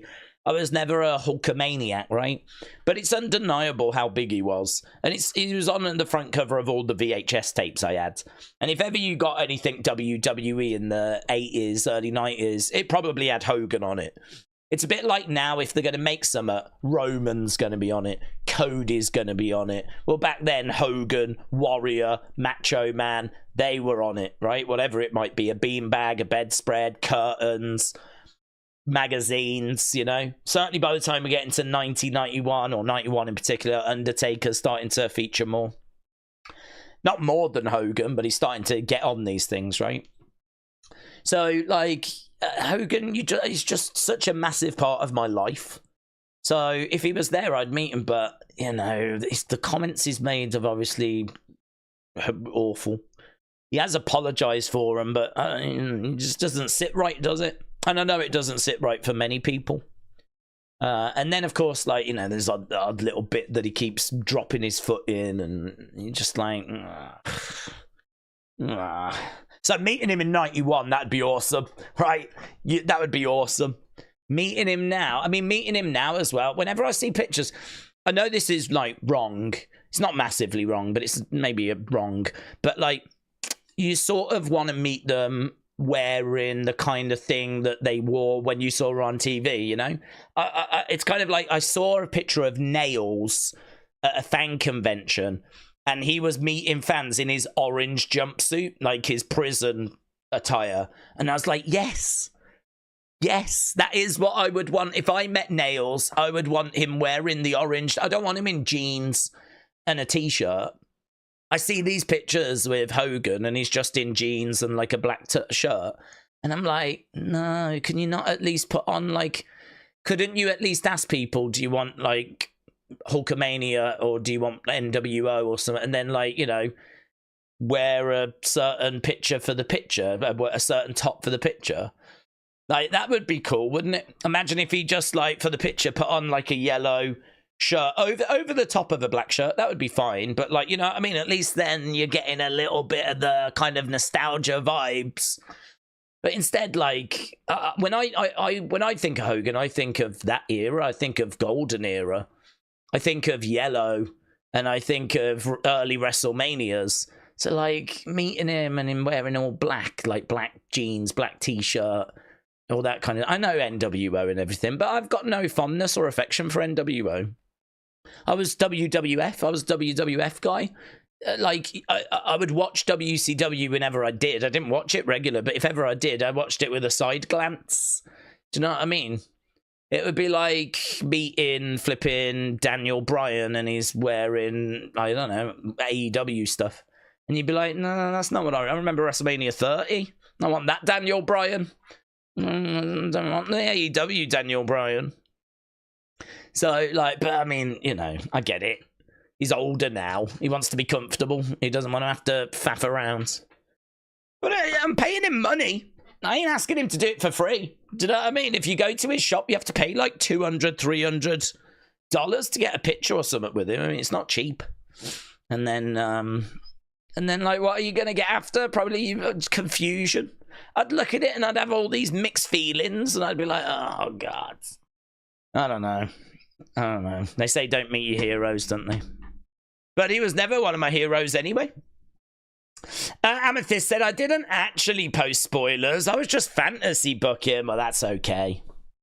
I certainly couldn't read it or run the risk, though, could I? So, Charlie said, I could see Brock Lesnar crashing the party. Or maybe not, since he has toned down. He's not looking like a beast anymore. Well, until he gets his legal issues resolved, I can't see him coming back at all. And actually, that's what Heyman was saying the other day. Chris said, SmackDown is on at the same time in the UK. I can't find it on TNT. Well, apparently it's on at past. I've actually got the controls in front of me right now. And it says SmackDown highlights till 1:30. And then at 1:30, they're going to show SmackDown. Which is really flipping annoying. Really flipping annoying. So I've got USA Network fired up, but it's on, like, it's frozen. So I'm going to have to just play that and just flipping hope for the best, to be honest. Because it is really not going to plan. But we know tomorrow will be all right, because we know tomorrow we've got Survivor Series. That's just on the network, so that'll be fine. We are getting closer to Raw going to Netflix, and I am stoked, said Jessica. Days, if we judge both sides, Tony could feel he got played by them. It's a messy situation that doesn't belong in wrestling, especially when wrestlers need the work, says Uncle Howdy. Cameron said, has Brock been up to no good, or is it speculation? Well, there is obviously these allegations against Vince. One of the things in there is that as part of the agreement to get Brock to resign, he said that he could get his girlfriend, and he showed Brock a picture of her, to, you know, do some stuff, some extracurricular stuff.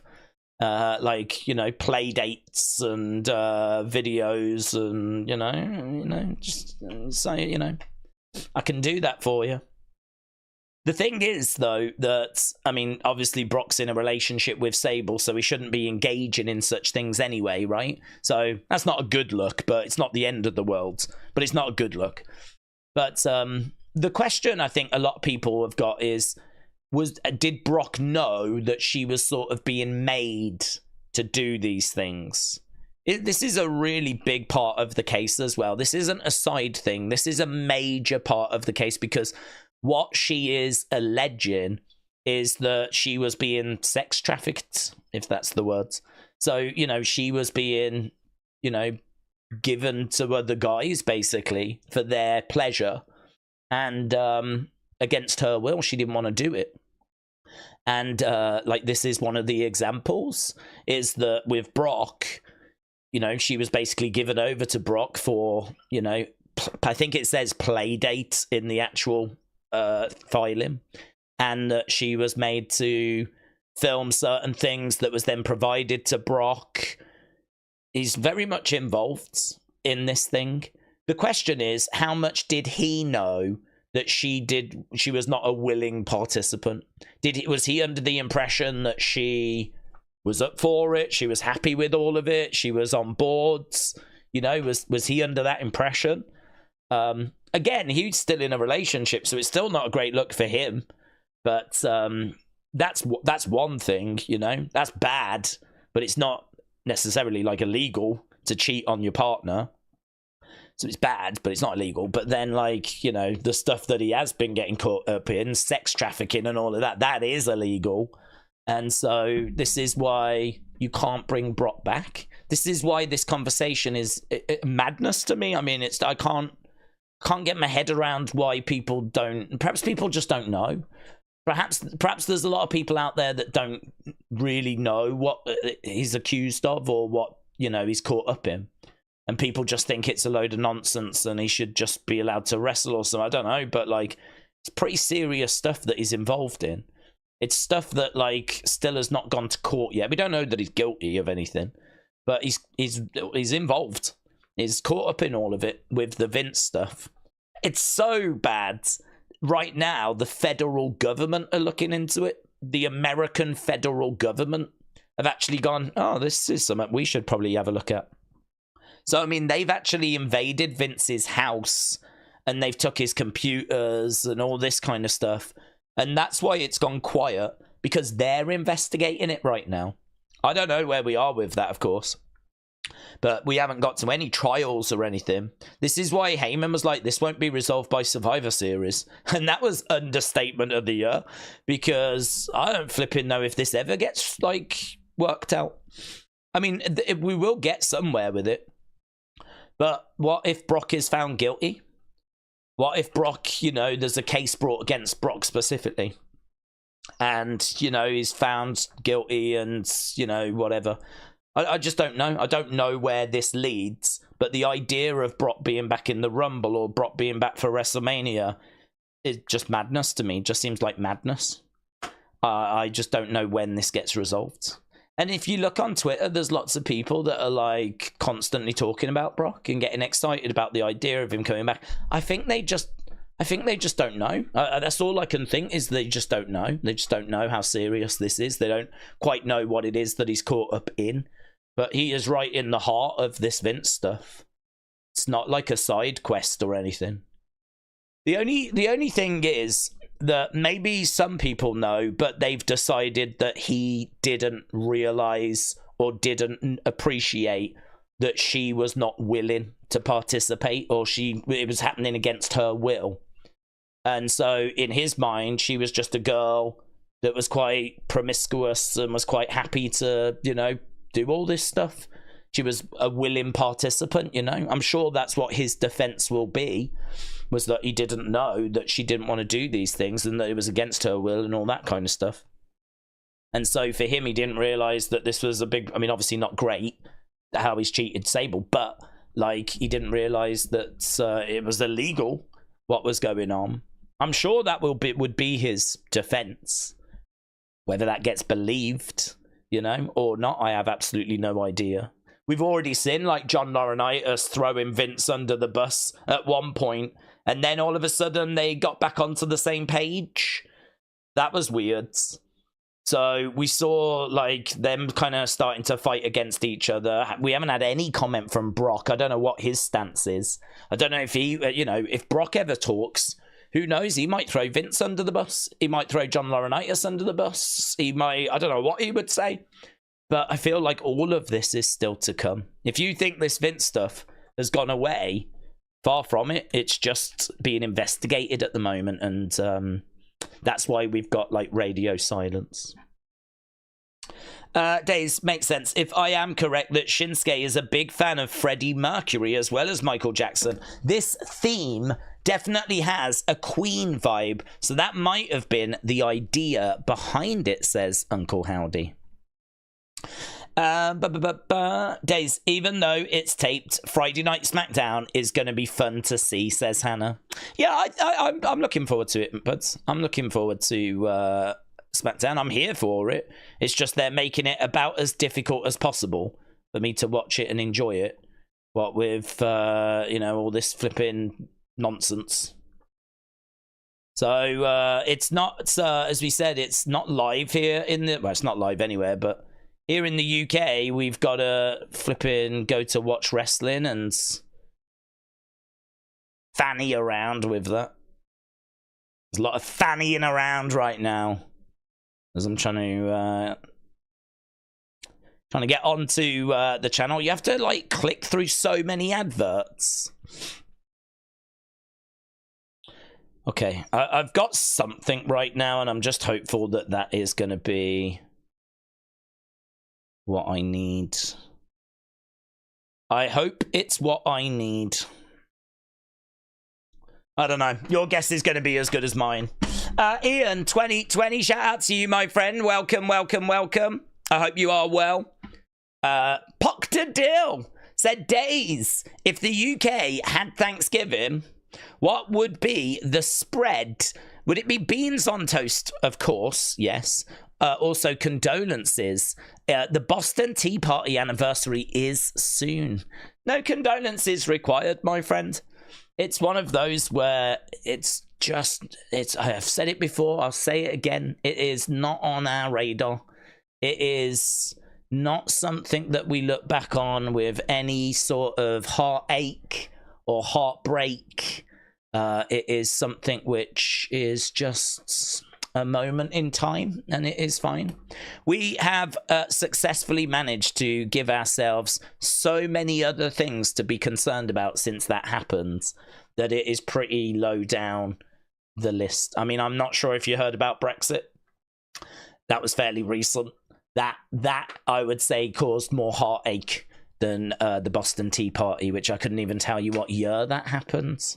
It was probably like all the way back in like the 1980s, and that is a long time ago. It's a long time ago, right? So it's honestly not on our radar. In regards to beans on toast, you wouldn't have that as part of a spread, Proctor Dill. You would not have that as part of a spread, because I feel like with the spread, you need to get like a ladle for like some sprouts or some peas or something like that, right? Probably a big spoon / ladle, or maybe tongs, yeah, tongs for like some meat, yeah, tongs, ladle, tongs. I can't imagine that it's going to work with beans on toast. Once you put the beans on the toast, the structure of the toast starts diminishing quite quickly. I am personally not a big fan of more towards the end of the meal when the toast has become quite soggy from the bean juice. Not a big fan. That's my least favorite part of the meal. I like the first part of the beans on toast experience, when the toast structure is still very solid. You can even like bend the toast, pick it up if you so desired.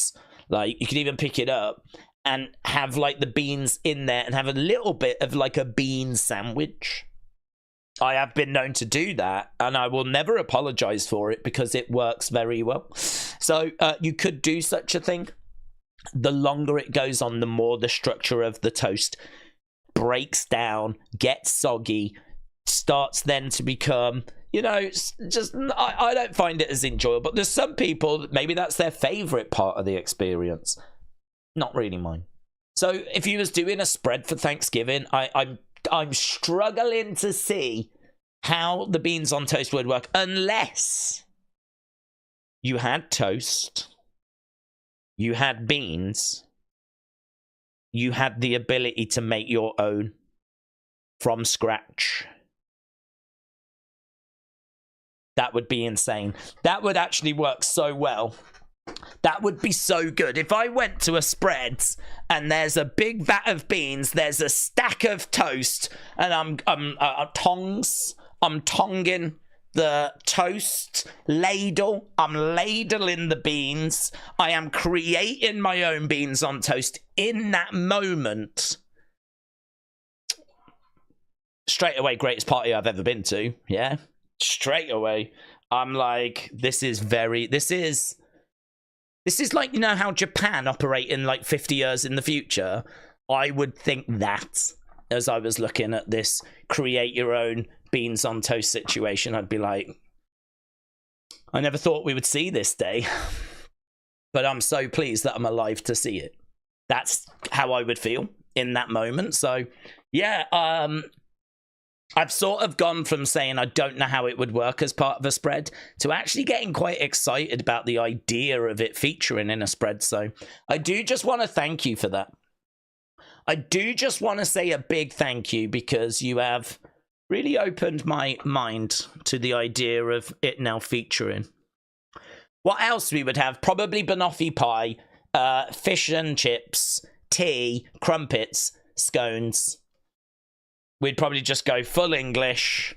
Just, do you know what I mean? Spotted dick. Toad in the hole. Shepherd's pie. What other pervy dishes have we got? I don't know.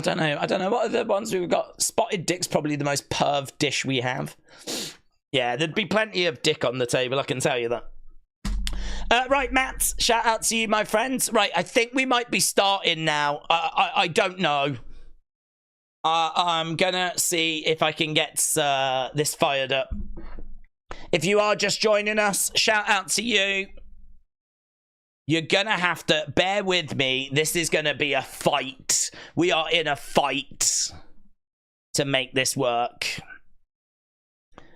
Matt, shout out to you. I'm going to try and come to your comments when we get to some sort of commercial break. Matt's comments are always really deep, always very probing. Why he sends them literally 2 minutes before SmackDown begins, I've got no idea whatsoever. When we do 2 hours before the show starts, Matt, 2 hours! And you're like, this really deep, thought-provoking question. I'll send it literally a minute before SmackDown begins. Just for the lols. Just for the flipping lols. But I'll send a really nice donation so we can't complain about it. Well, joke's on you because I'm a dick. And I will complain about it.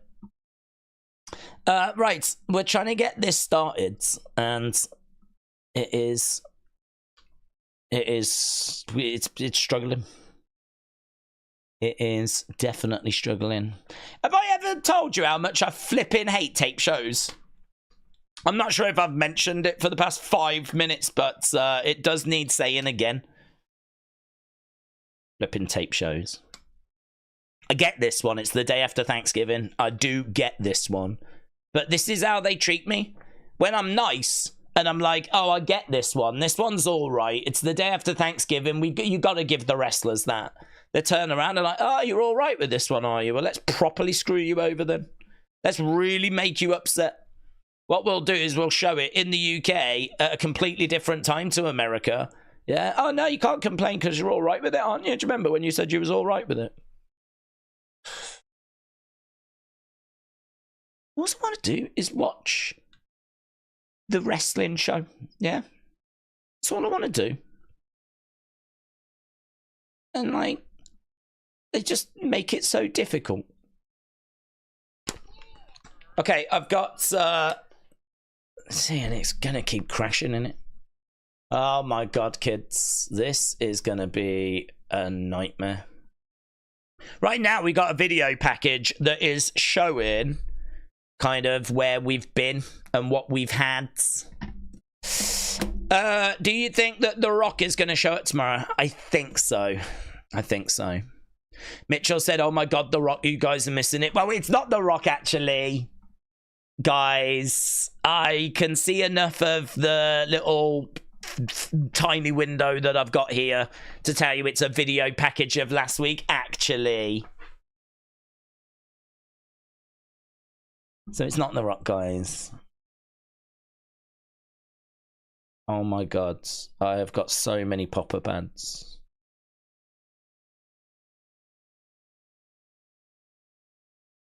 Both men sat down to hash things out. Gonna keep crushing in it. 6, 7, 8. Tomorrow night Survivor Series. No. Advantage match tonight. What's up? I finally made a watch long, said Casper. Well, Casper, this is literally the worst one you could have ever joined. So shout out to you. American Maid said Naomi's gear is fire. I don't have Naomi's gear.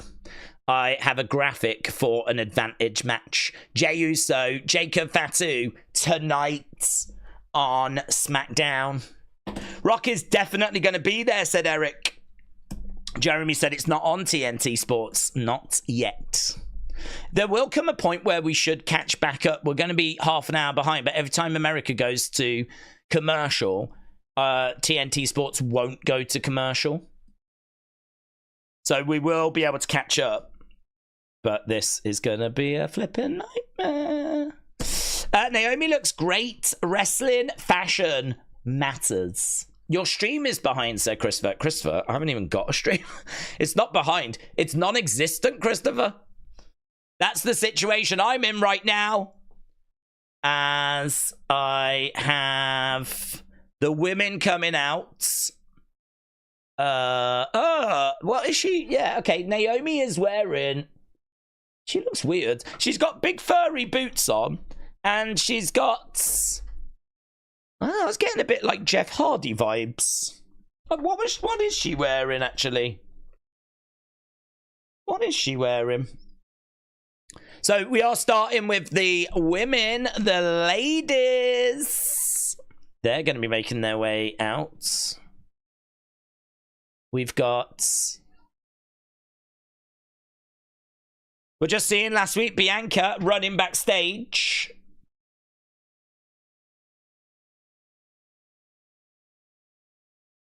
Oh my god. I just had not a bad little image, and now just another pop-up ad. Yeah, she seems to be wearing, like... I don't know how you would explain it. It's kind of skin tight, and it looks purple, and I was getting, like, Jeff Hardy vibes. In fact, I don't even have to explain it. I'll just flip in, show a picture. There we go. How about that picture? That is my default background, and I have no idea why. There, look.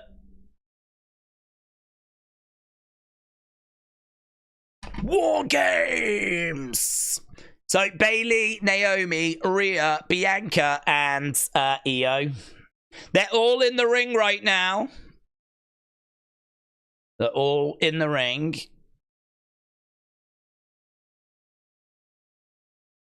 Are they chanting Naomi? Oh, Mommy. Maybe Mommy. I know it's obvious. Not everyone on this team are the best of friends. But none of that matters. How have Wrestle Talk managed to watch this show?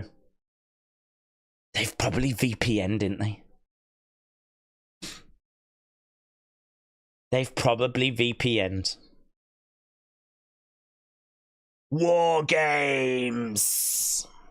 You probably need to see this image as well. So it's not being done in the ring, it's being done backstage. This is probably why it never got spoiled.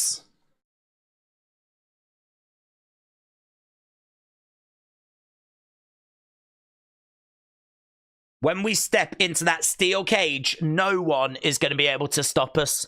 Bayley obviously is in this group. She is the Jade Cargill replacement. Don't forget, we are back tomorrow, kids. Survivor Series. It's already set up.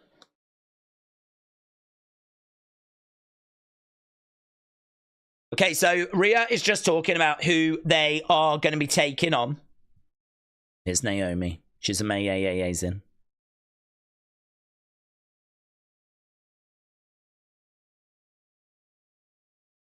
Nia Jax and her little lapdogs are going to get everything they deserve and then some.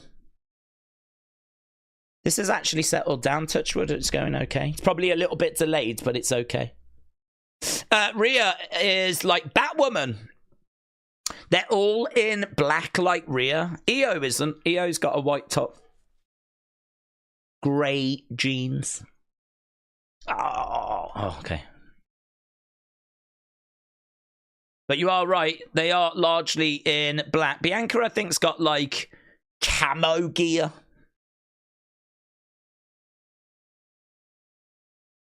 So Rhea just sending a warning to Liv Morgan. You're going to wish you were never born or something. We will destroy you, said Io. Ah! That's going to bring out Liv. Liv's here, said Adam. Watch me. Watch me. Have you got a football preview, said Shay? On TNT Sports I do, but I'm watching it through Watch Wrestling, the website. I'm watching it illegally.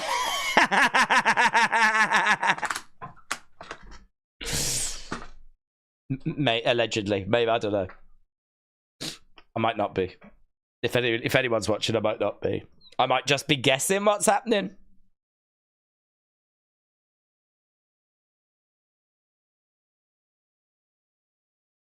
Bianca, did you have a brain fart that Bayley and Io tortured you for years? It is true. It's a very disjointed group, isn't it? Very disjointed. We will destroy you. Yeah, you big losers. Gonna beat you before you even get into the ring.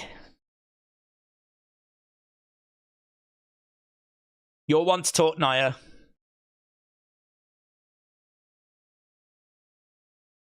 So Bayley is causing problems with Nia and Tiffany. If you need YouTube TV, I've got some more logins, said Metal Mama. Well, that's very kind. I don't know. We don't have it, though. I don't even think you can log into it over here. Plus, I do have some sort of a solution at the moment, so we're doing okay. I thought I was going to be sat here just crying for like half an hour to an hour. And that's not happening, so that's a positive, isn't it?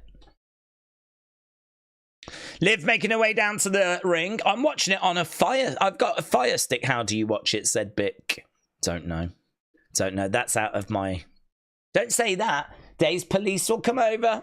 Let them come over. Let them come over. But I don't care, mate. Not doing anything wrong, am I? I'm not really watching anything illegal. Just saying that to look cool.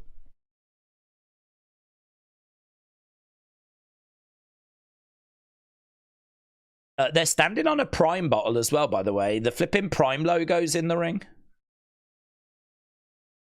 You know that drink that poisons children? Allegedly. You know what, Rhea? You're right. You're right. She's right.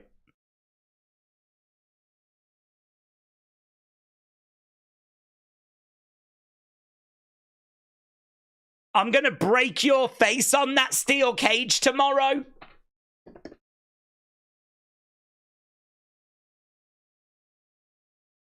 Sweet, naive Liv. I'm going to cave your face in. Yeah. I love it when women throw insults at each other. It's my favorite thing. Dominic won't want to even look at you. Here we go. They're making their way down to the ring. No, Liv stops them. Liv stops them. We'll see you guys tomorrow. Bye. Bye. Bye, bye, bye, bye, bye, bye, bye. Bye. Bye, bye, bye, bye, bye, bye, bye. Don't know why I found that so funny. I think it's because that's what I would do. I would do that. I'd do stuff like that. I'm going now. Bye. Bye, bye, bye, bye, bye, bye. Bye, bye, bye, bye. Right, well, they've gone chasing after them. Now we've got a big brawl. It's very hard for Tiffany to brawl in high heels, and that's exactly what she's trying to do. Big clubbing blows. We've got Jason Jordan coming out, look. Coming out, trying to separate them. Liv Morgan. Oh, she was just about to go into the corner, and then we cut cameras. Yeah, this is... lots of fighting going on. Let them fight is the chant. Let them fight. Let them fight. Bye. Bye, bye, bye, bye, said Smurfy Toons. Yeah, loads of fighting. Absolutely loads. We've got Rhea and Bianca on the outsides. There's a lot of people, a lot of boomers just sort of like standing around. I think the fighting just sort of naturally stopped. And then, like, now we're just left with a load of people standing around. Thankfully, all the faces have got in the ring. And, bring it. Cry about it, says Rhea. So that's the first 15 minutes. Coming up next, Andrade against Shinsuke. Andrade against Shinsuke. That match coming up next. Let's go. Let's go. And new.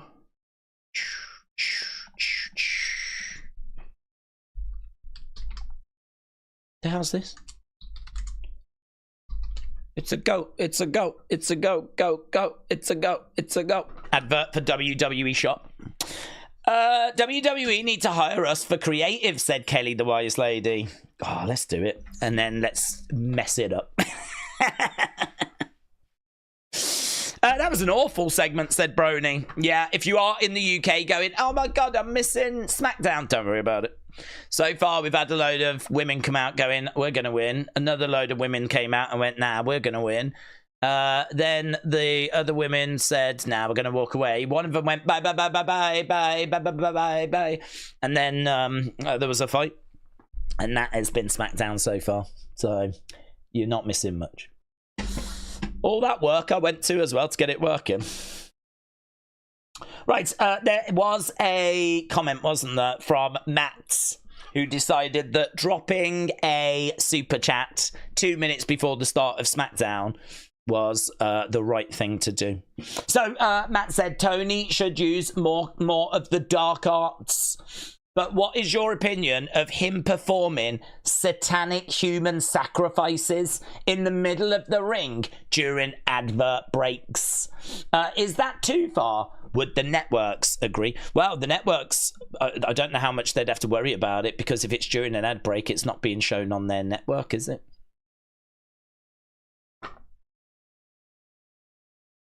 I mean, it's probably not going to help perception of AEW if they do start doing human sacrifices. I'd imagine the networks would have issues with that, but technically the networks aren't showing it. So... But it's one of those where, do you want to be associated with a program that's performing such things?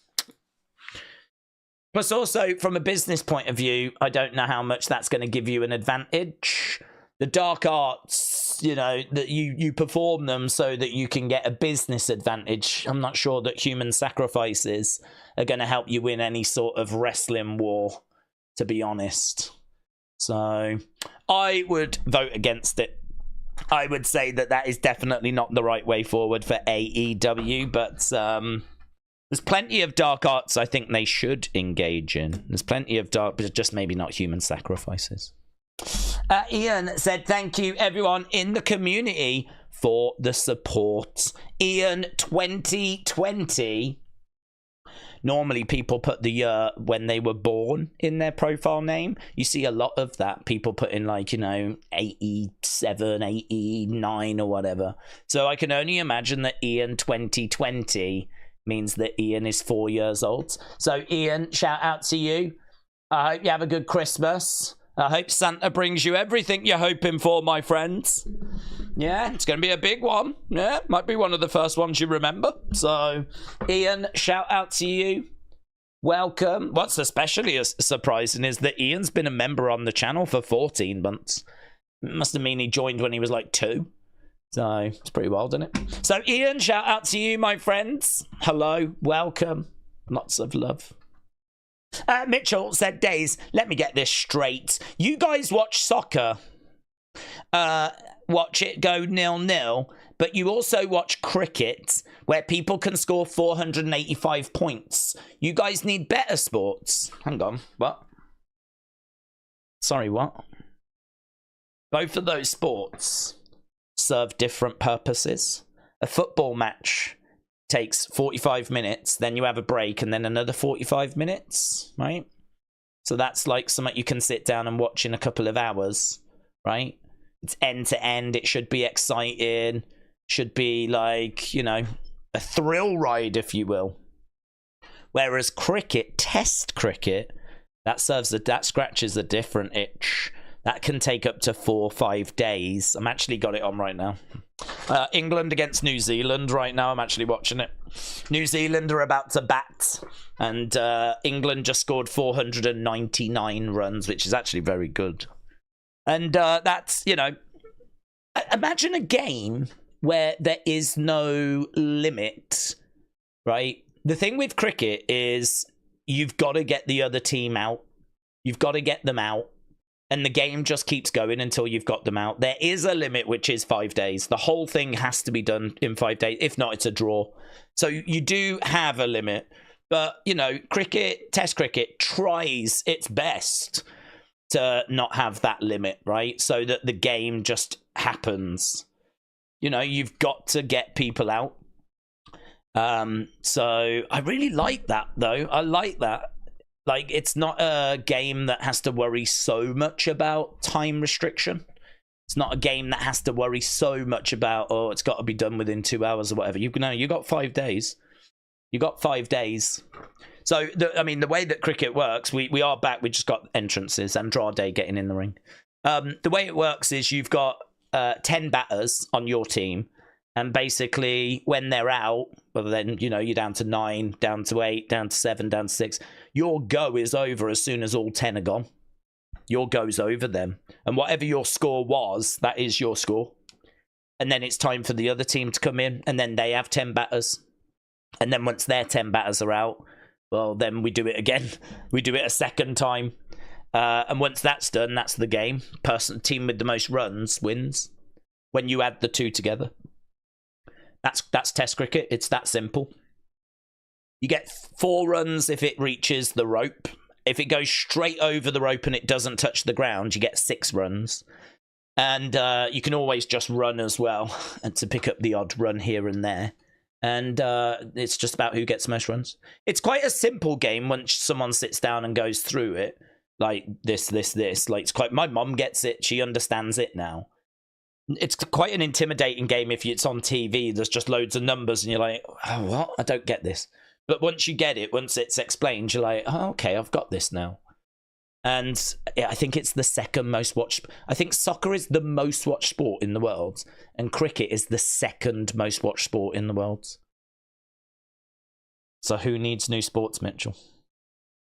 Who needs new sports?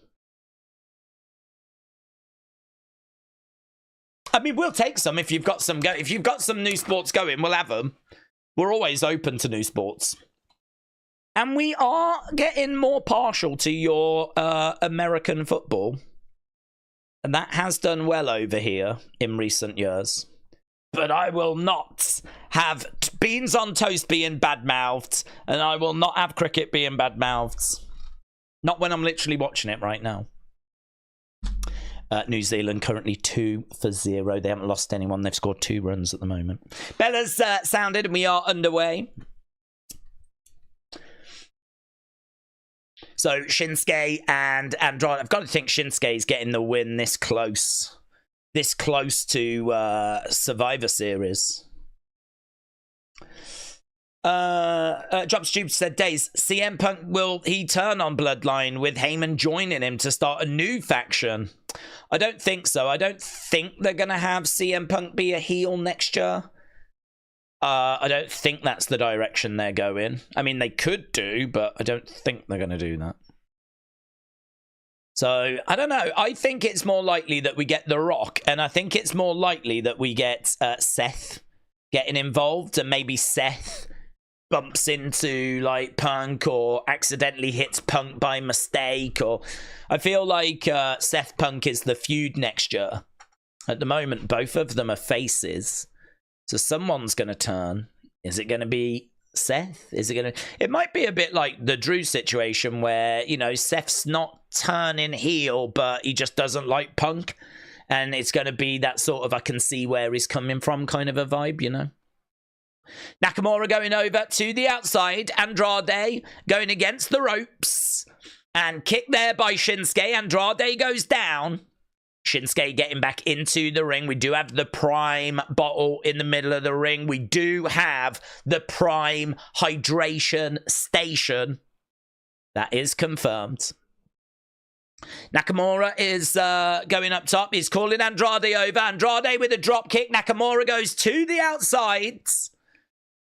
As Andrade in the ring. Dormouse! Wow! Look at that! Wow! Is that the biggest ever, Dormouse? Dormouse! Oh my god, people can vote as well. I haven't done the poll yet. I was going to do it tonight. If anyone has just benefited from Dormouse's... Oh, is that why you've done it? That's so clever. If you've done it for that reason, that is so clever.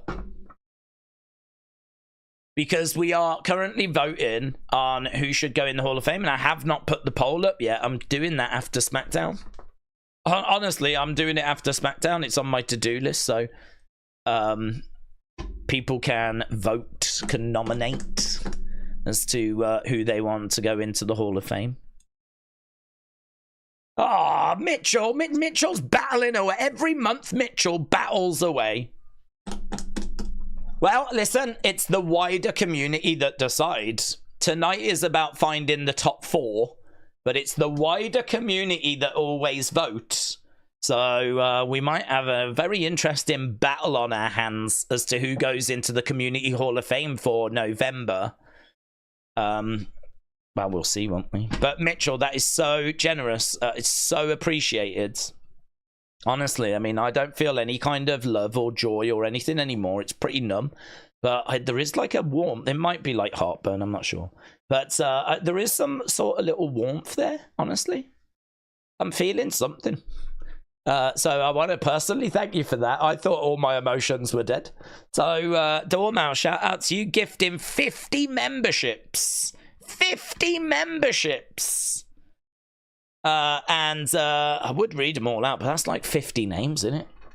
That I should actually. If Dormouse is going to go to the trouble of allowing 50 people to become members on the channel, I should go to the trouble of reading them out, shouldn't I? So, these are the people that have benefited. And remember who you benefited from, yeah? Remember this generosity that has been shown. Because that is a hell of a lot to donate. 50 memberships. That's probably like a record on YouTube. Probably Kai Cenat is not getting support on that level, you know? So Casper, Nathan, Real Life Mike, Clowny, It's Bryn again, Ross and Found, Devin, Ragnar, George Vlogs, Stephen, Gaius Kun, Mitchell, Unholy Phoenix, Luda Carson Plays, German Popo Jr., Chris, Talavor, Cringy Retro, Stubbsy, God's Sunshine, Many Movies, Grant Thompson, Dragon Slayer, Pink Villajuice, Aldalfa Razia Risha Susanato. Hang on. Aldafa. That's interesting. Aldafa? I've never encountered that before. Aldafa Rasia. I'll just go with Aldafa. Aldafa.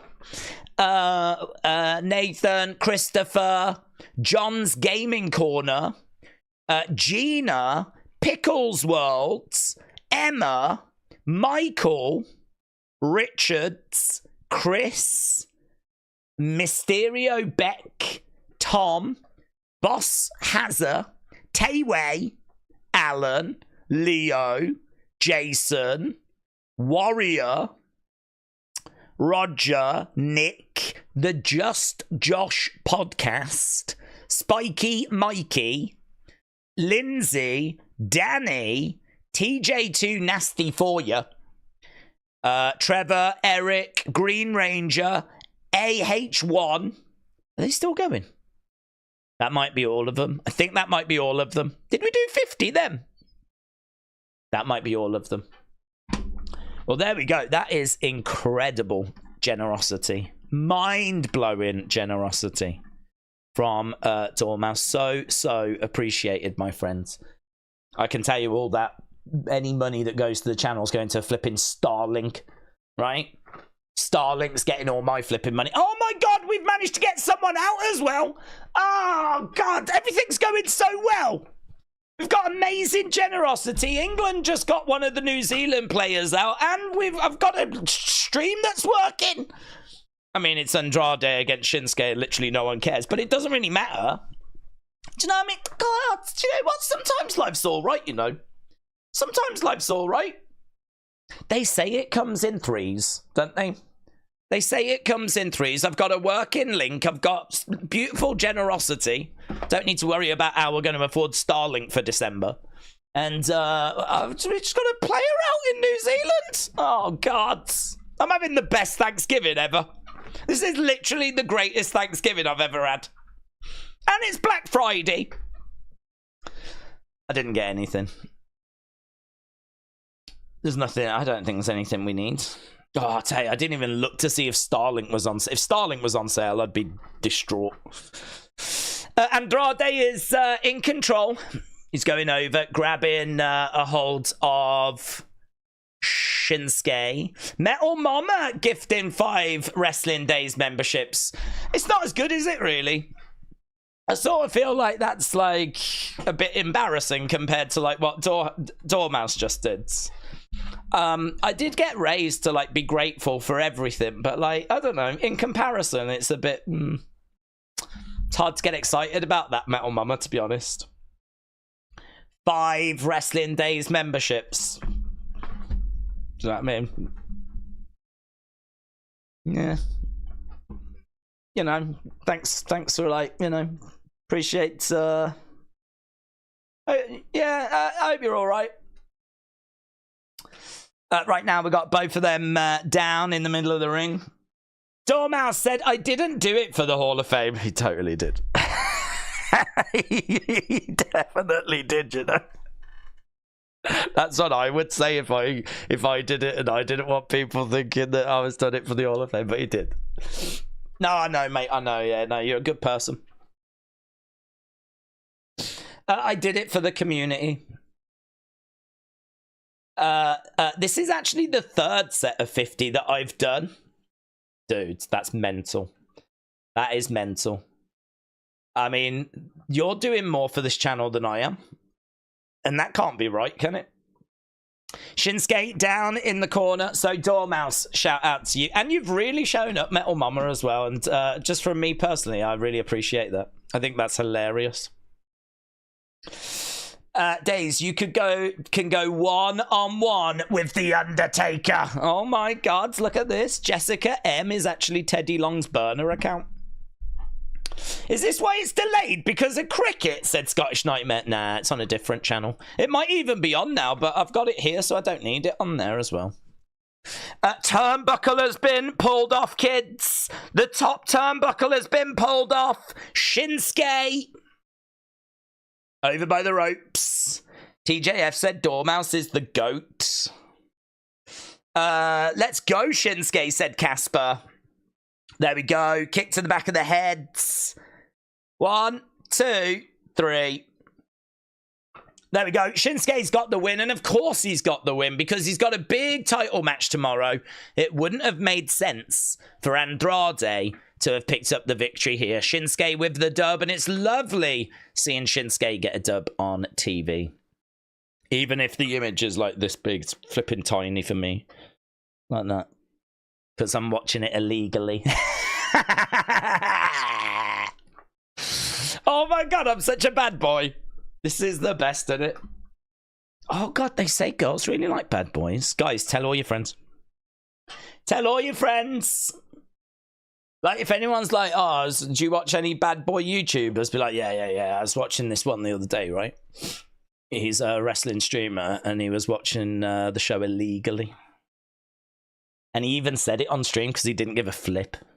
He didn't give a flip. LA Knight has come down now. And he's been misted in the face. Oh my God. Oh my God. He's been misted. Shinsuke has got the power of the mist.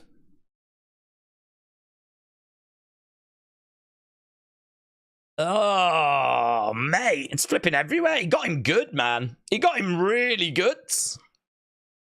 Look at that. He's rolling around on the floor. It's all black and gooey. It's like he misted him with petrol. Shinsuke is just walking away. I couldn't quite, because it's black, I couldn't quite see the spray.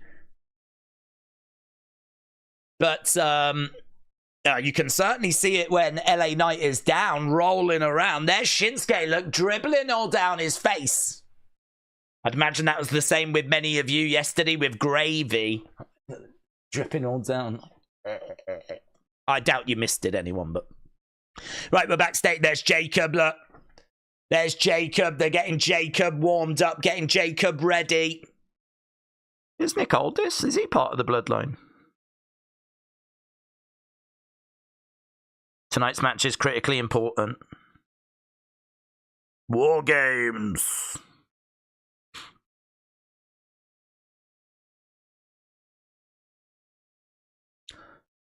I don't want the numbers factoring into this. Everybody is banned. Even the crowd. Everybody is banned. Not a single person is allowed. No commentators, no crowds. Samantha Irvin is banned. Everyone is banned. Solo's like, fine.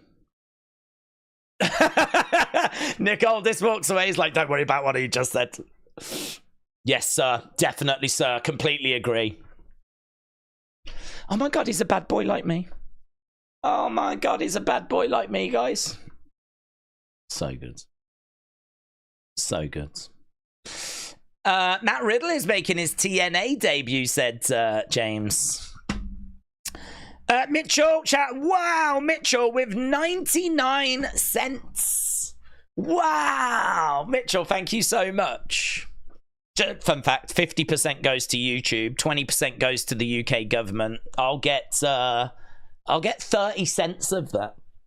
So, I mean, listen, I don't know how much streaming we can do for 30 cents, but it is going to my Starlink fund.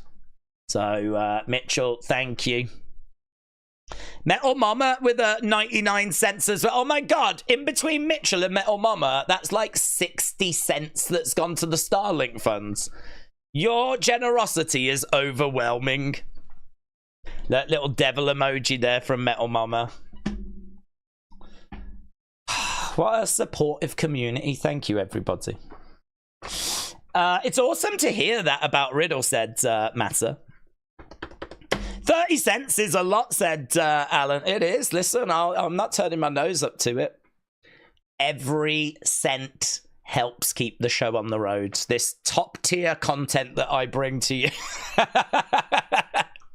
Even I couldn't say it with a straight face. This top-tier, top-level content. Some of the most finest scripted content on all of YouTube. There's a team of like 100 writers that put this show together, you know. They don't come cheap. So it all goes towards them. Metal Mama said, I only sent 5 subs. So that's like $17. Yeah, but you sent it right after Dormouse had sent all of his. So you probably should have waited, to be honest. I think I would have been a lot more grateful had you have sent it like later when there'd been a bit of time. It's really hard. It's a bit like, imagine if like a homeless person got given like $1,000 and then I come along and I give him like a boiled sweet. Do you know what I mean? He's probably going to look at me a bit strange. If I came back the next day and gave him a boiled sweet, it'd be like, thank you, friends. You know, he'd be really grateful, I'm sure. But if you do it after someone's just given him $1,000, like, do you know what I mean? He's going to look at you a bit weird, isn't he? Now, what you've got to ask is that my fault or is that your fault? Yeah? It's just the situation we find ourselves in, isn't it? It's just the hand that has been dealt. Oh, hello, American advert about Hasbro's or retros. Look at this, dudes, and we've got the lowrider thing. Thanks, dads. Please drink responsibly. We've got a cause advert. Oh my god, I can watch the American Christmas adverts. Corona. That was rubbish. Lights came on a tree and someone just whistled. That was rubbish. Some of these are rubbish. Car advert. Dude loves his car. Backing up some steps, he can't look away. Introducing the first ever Kia K4. Touchscreen. There we go. You can lease it. $209 a month. Bargain. Golden Corral. Get the holiday buffet this season. Oh, yes. Let's go. Pork roast, carved turkey. Merry Christmas from our family to yours. Amazon Black Friday. Dude's got a mixer. Dude's making cookies. Cookie just spoke. Shop Black Friday week deals now. Oh, Tommaso Ciampa. You just go back, don't you? You just, do you know what I mean? Advert show. Normally we get that kind of graphic that says TNT Sports and then we go back to the show. You're just like advert. Oh my God, here's some wrestlers. We got Tommaso and we've got Johnny backstage. I'm not a loser. He's saying he doesn't want his daughter to say he's a loser. Things changed. What changed? Nothing changed. Yeah, what changed, Johnny? He was my mentor. Don't care. Yeah, I'm with Tommaso. Your friendship is more important than us being champions. That's not how I'm playing this.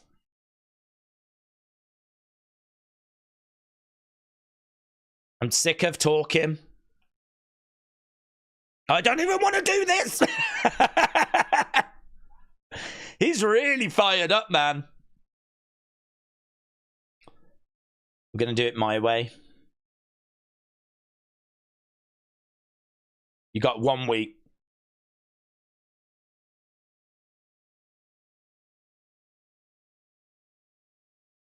It's my way. My way or the highway. Yes, Murphy Tunes, you and me. You and me. Look at this. On the same page. Daisy's like 20, 30 seconds behind. Well, it could have been 20, 30 minutes. So let's count our blessings, shall we?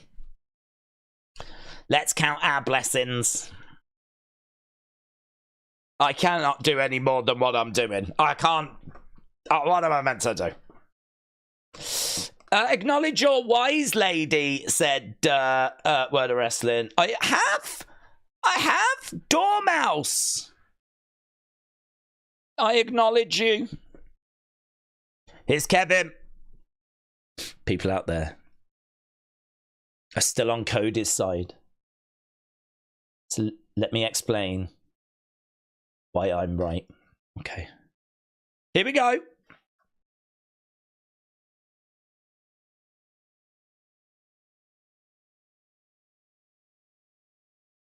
That was bad. We're going back to 2021 when Roman and Jay beat up Kevin. The Royal Rumble. 2021 this was. Ah, yeah, there he is. Look, get him run over. That was bad as well, actually. I got up. 2023. Royal Rumble.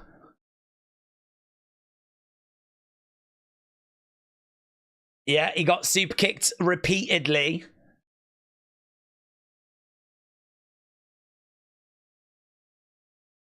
Cody was in the building for that one. That is true, innit? Where was he? Where was he?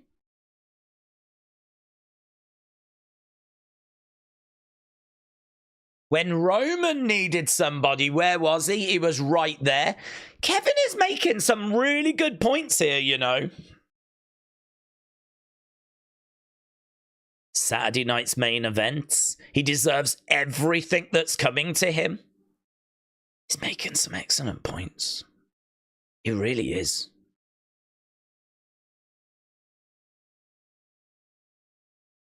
The American Nightmare against the Canadian Dream. The Canadian Dream. Oh my God. I thought that was like a moose covered in maple syrup. Is that not the Canadian Dream? Cody Rhodes, Kevin Owens, and we got the old retro music, man. That's a Jim Johnston special, isn't it? Here's Cody. He's got some explaining to do because after watching what Kevin just presented, I think he makes some excellent points. Cody Rhodes. Kelly has sent a super chat. Yeah, but, you know. Dormouse sent 50 memberships, didn't he? So, I mean... Let's have a look. What did she send? $4.99. I can't do gifted memberships, but I wanted to support my dad. Well, thanks, mate. So YouTube gets $2.50. The government will get 50 cents. That'll be about $2, actually. That'll be about $2. $2 to the Starlink Fund. That's all right. So it's better than what Mama did and Mitchell earlier, you know. Again, you know, you shouldn't really come across as ungrateful, but it's just when someone has shown such kind generosity, it's so hard to get enthusiastic. I feel like, you know, when you go out with like a rich guy, I'm talking about like the women of the world. You know, when you go out with a rich guy and you get treated right and he takes you to the finest restaurants and he's like, oh, girl, you looking so fine. And you're like, I know, right? And then he like pays for you and all that kind of stuff and you're being treated right and everything. I feel like that's me and Dormouse, right? Dormouse treats me right and he looks after me and like there's a lot of love there. And then it's just, I don't know, like you see other people and they're just, do you want a hamburger from McDonald's? And you're like, oh, it's just not the same. It's not the same. I find myself dreaming of Dormouse. and how I was treated right. And now it's like, oh, do you want this hamburger? I found it on the floor. And I'm like, it's kind of not what I'm used to now, you know? I've been spoiled.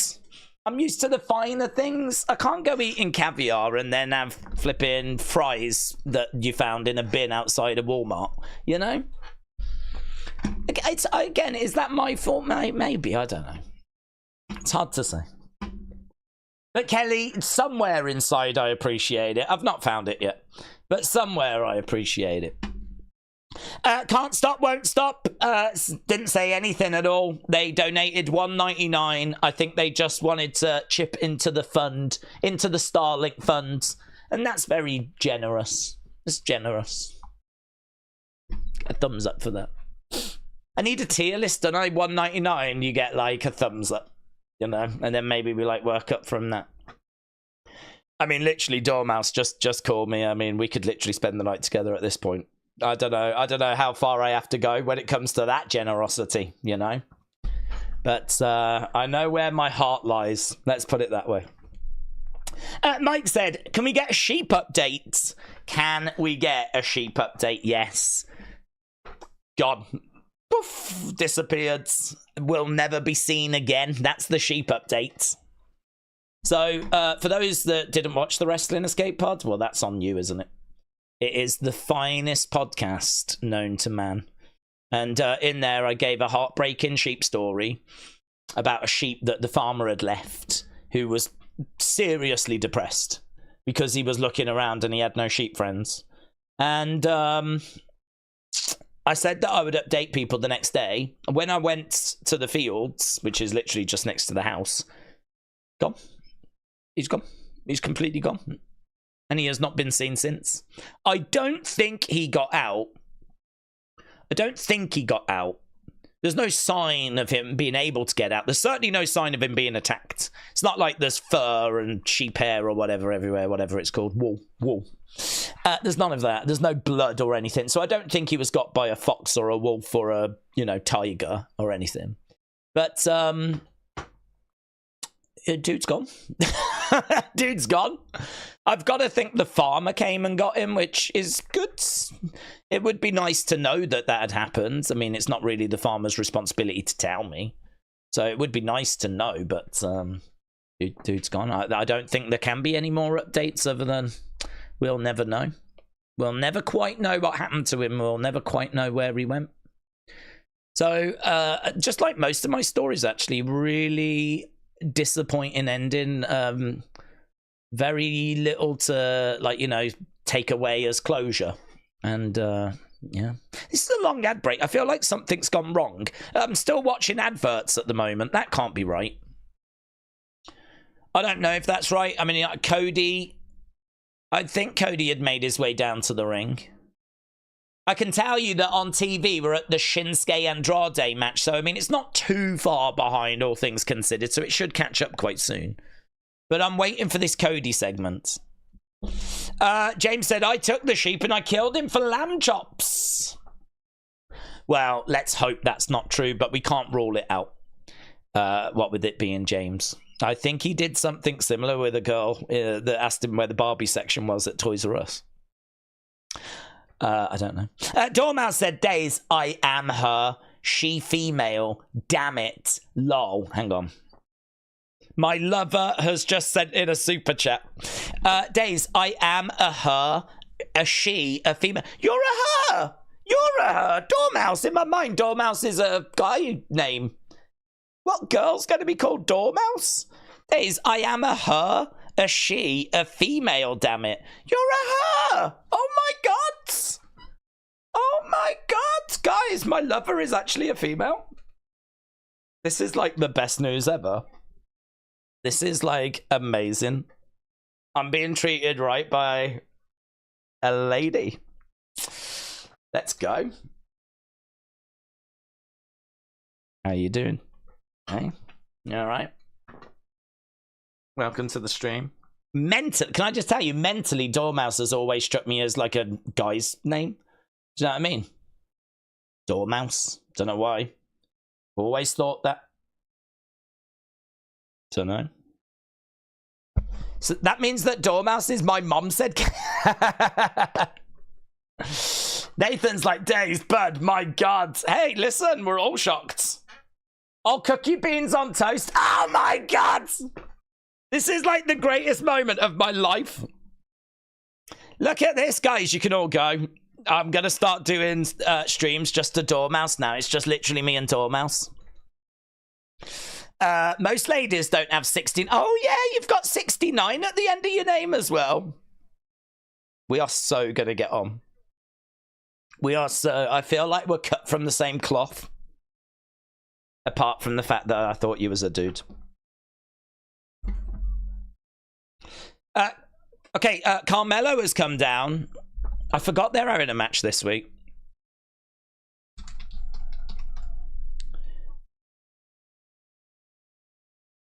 Here we go. Carmelo is in the ring. He was cutting a promo as he was making his way down. I feel like I'm really far behind.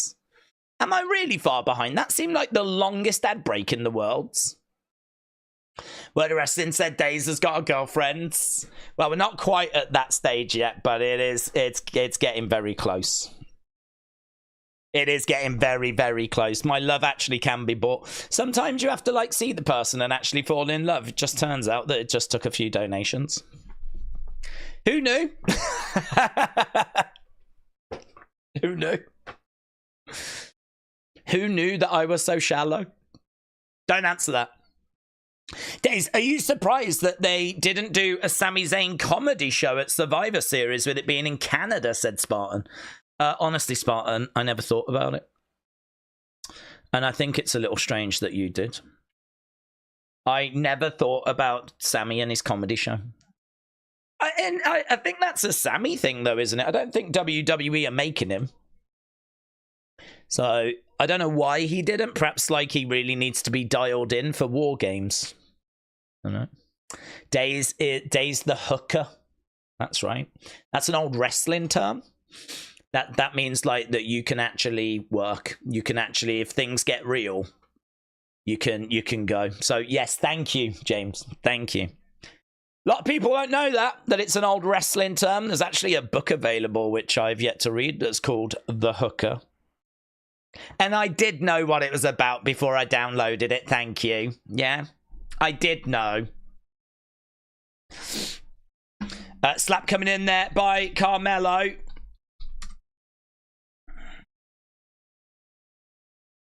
Grabs Cody by the heads. I was trying to find a picture of it to show you of its existence, but I can't find any images of the book. But it does exist, and it is about wrestling, and it is called The Hooker. Cody in the middle of the ring. We've got Carmelo on the outsides.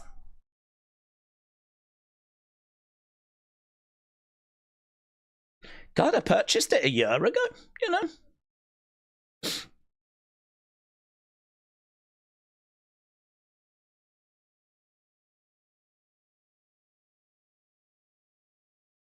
Okay, so Cody is down. There we go. Look at this. Look at all these hookers. These are some of my favorite hookers. It's written by Luthez. It's written by Luthez, and this is the book. I bought it a year ago, and I've not read it yet. We've gone back to commercial break. Guys, which one is your favorite hooker? I love all these hookers. I think they're actually all the same hooker, but it doesn't matter. The bio says, who was the greatest pro wrestler of the 20th century? The debate is a real one amongst those who seriously study the history. This guy seriously studies the history of this American pop culture creation. Like arguments over any effort to crown the greatest, the best, or the worst, that answer is unlikely to ever be resolved to everybody's satisfaction. But one fact is indisputable. For those who watched wrestling before it became sports entertainment, there is only one answer. Lou Thesz. The son of European immigrants, Thesz discovered his love of amateur wrestling as a shy 8-year-old, scuffling with his father at night on the floor of the family's kitchen in South St. Louis. He was a natural at the sports, blessed with lightning-fast reflexes and a determination to succeed. He was obsessive about conditioning, and he was hungry to learn. And those qualities eventually led to him as a teenager into the closed and secretive world of pro wrestling, the only place where he could continue to compete on the mat. This is Thesz's story. An adventure that took him to the heights of his chosen profession. Oh my God, it's so long, this thing. Just goes into everything that Lou Thesz achieved. So there we go. Lou Thesz is my favourite hooker. Guys, feel free to let me know in the chat who your favourite hooker is. You can send me pictures as well. Right, we've got Nick Aldis talking to Jacob. We are at commercial break. And we're still at commercial break. The Beach Kevin said, enjoy those soggy leftover chips. Enjoy those soggy leftover chips. Oh, I see what you've done. Because it was a $5 donation. No, you see what's happening? This is interesting, actually, for Beach Kevin. What's happening is there is now starting to just be a little time since my lover Dormouse donated so generously, that actually now the desperation, the need for like more income is starting to return. It's very hard immediately after you've received such generosity to be grateful for the pittances that people were throwing in my direction, right? You know, like I'm like a performing clown and people were throwing pennies at me. It's hard to be grateful for that when you've just had notes being thrown your way, right? Yeah. Gold bullion being chucked in your direction, and then someone's coming along chucking pennies, right? But after a little bit of time goes by, you sort of forget about the gold bullion a bit. It starts to sort of drift away into the past, and then all of a sudden the pennies become a lot more appreciated, to be honest. And I feel like I'm getting to that stage again now. I got spoiled, I acted like a brat, and now I feel like reality is setting in again. And so we're really on a journey, actually, during this stream. It's very interesting.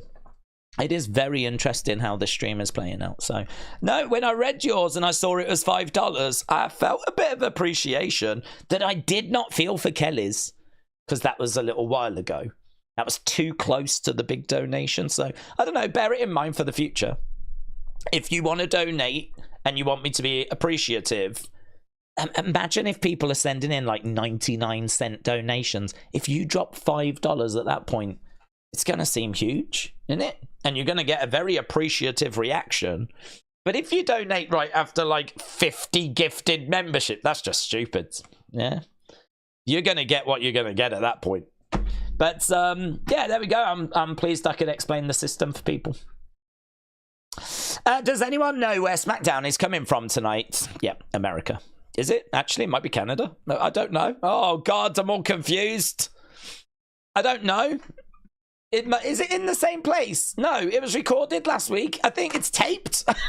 It was none of them. It's none of them. It's a tape show. Oh, my God. It's coming from a VHS. It might not even be that. It's probably digital. Oh my God. How can one question cause so much carnage? We are back from the commercial break. The video has been blocked. It's been blocked. The copyright holder's got a hold of it. It's all right. They've switched. They've switched. They've got alternatives. Right now we've got Cody with Carmelo. It's all happening on this stream. It's all happening right now. Running power slam. Boom. Lovely work. He's trying to put on a figure four, and he does. Figure four leg lock by Cody Rhodes. Figure 4 leg lock by Cody Rhodes. Don't forget, friends, we're back tomorrow. If you want to show the channel some love, all you've got to do is join us. That would be appreciated. Some might even say it's less insulting than sending a 99-cent donation, but, you know. You aren't being so mean to Kelly. It's taped. It's taped. The best hooker down, hands down, is Hooker T. Yeah. Hooker T. You're right. Right, we've got Carmelo getting up to his feet, going over. Big shot there to Cody. Cody coming back with a big shot of his own. Carmelo, these two exchanging blows in the middle of the ring. This has been such a good wrestling stream. This might have been the best wrestling stream I've ever done. We've really broken the matches down, and we've really spoken about the action, and we've really got stuck in with what's happening on SmackDown. Undeniable, actually, that this is the greatest wrestling stream that's on YouTube ever. There was a lot of fan signs tonight as well. Nathan claims that he is Roman's #1 fan. Not even close, mate. Not even flipping close. He was not wearing a hand gauntlet, so Nathan's a liar. Cody is down. I use Watch Wrestling every week. I know all too well what Days is going through, said Rave Spring. Do you really? I'm so sorry, because this is horrific. This is one of the worst experiences of my life. It constantly keeps crashing. It constantly keeps pop-up ads. I mean, it's I would say borderline, it's actually unwatchable. Like, the idea of trying to do this every week is just nuts. It's just nuts. I really would recommend you get a VPN and that you get Netflix in the UK and then just watch everything that way. I can't imagine why people wouldn't do that in 2025. I mean, obviously make sure that it works, because we know sometimes using VPNs, it can be a bit, you know. But everything's going to be on Netflix in the UK, wrestling-wise, in 2025. VPN and a Netflix subscription, I've got to think that's way cheaper. And certainly a hell of a lot better than whatever trying to do this that keeps crashing. Days, you told me about the watch-along as the worst ever. You told me my first watch-along was the worst ever. Have you now changed your mind, said Casper. No, I'm pretty confident that every watch-along we do becomes the new worst ever. And this, I think, is definitely in the running. Go! Crossroads! Crossroads! 1, 2, 3. Cody Rhodes wins. Was that the first match? Have we had another match? Should we have been scoring matches? Oh, God, I don't even know what's happening anymore. Match scores. Match scores. All time.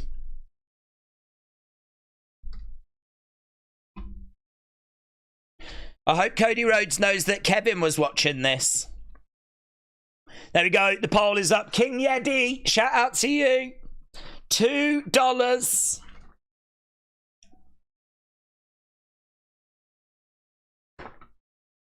I'm still not quite there yet. I'm still not quite there. Cody is Victoria. I'm kind of spoiling it. I suppose I am, really, for our British friends. Because, well, maybe Cody wins. Who knows? Someone has won the match. For our friends in the UK that haven't quite got there yet.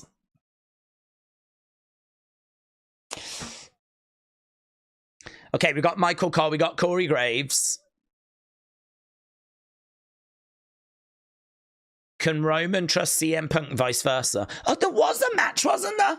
Andrade Shinsuke. Oh my God. Okay, this one is the Cody one. Oh my God, here's that segment. Guys, shut up. Here's Roman. Here's Roman. Roman looking at his watch. Wise man. Yeah. Yeah, where the flip is he? Where is he? Where is he, Paul? You douche. Doesn't know. He doesn't know. He doesn't know. This guy keeps me waiting. That doesn't work for me, Paul. He gets up. Here comes CM Punk. Here's CM Punk. I haven't got a whole lot of time. Attitude. Good that you showed up late. Not really. You was upset about it. I didn't show up for you. I showed up for Paul. Paul's in the middle. Let's get one thing straight. I don't need your help.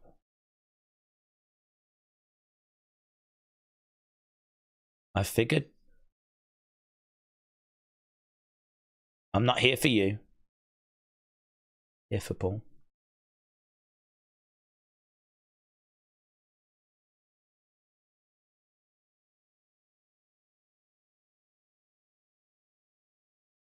I don't like your tone. I don't like your attitudes. I don't like you.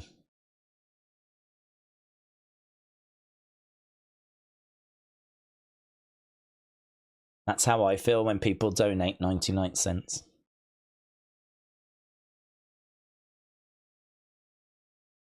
Heyman said Solo has had us in checkmates. If we don't accept his help, it's over. And in all fairness, if you don't help, and Solo turns Roman back, you're next.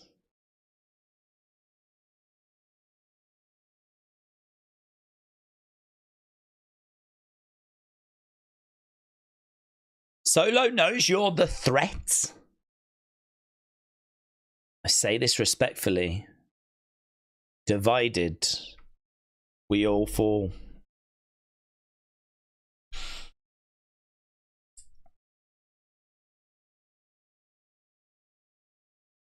Heyman says, at best, we survive if we're united. It's a very captivating segment, this, you know.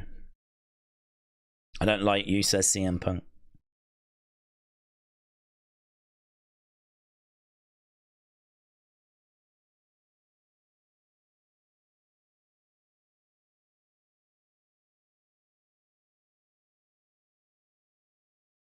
Punk said he wants revenge for what they did to his friend.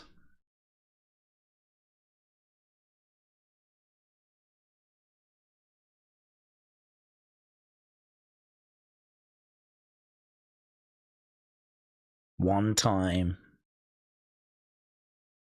Look at the smile on Heyman's face.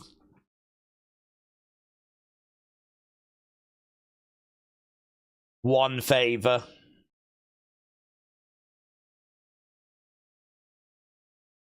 I owe you a favor. No, you don't owe me anything, says Punk.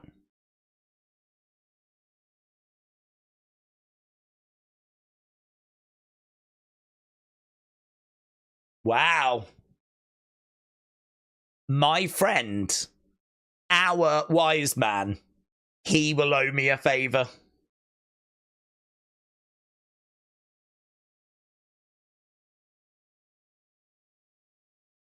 Yes, my tribal chief. Does he know? What is the favor? Let's get through War Games. And then we'll have all the time in the world to talk about it. Mate, that's great. That is great. That's great. What's the favor? What's the favor? Tell me what's the favor. Oh, what's the favor? Tell me what's the favor. Yeah, that's great. That segment was so good. It was like a Dormouse 69 segment. It was that good. It was that good. Wow, that was awesome, said Mitchell. Yeah, imagine being in the UK and having not seen that yet.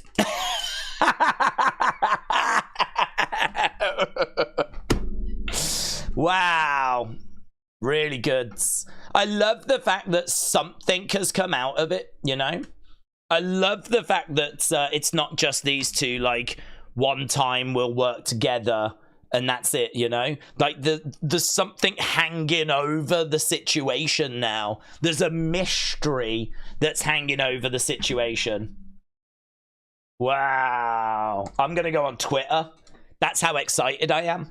What's a segment? What do you think the favor could be?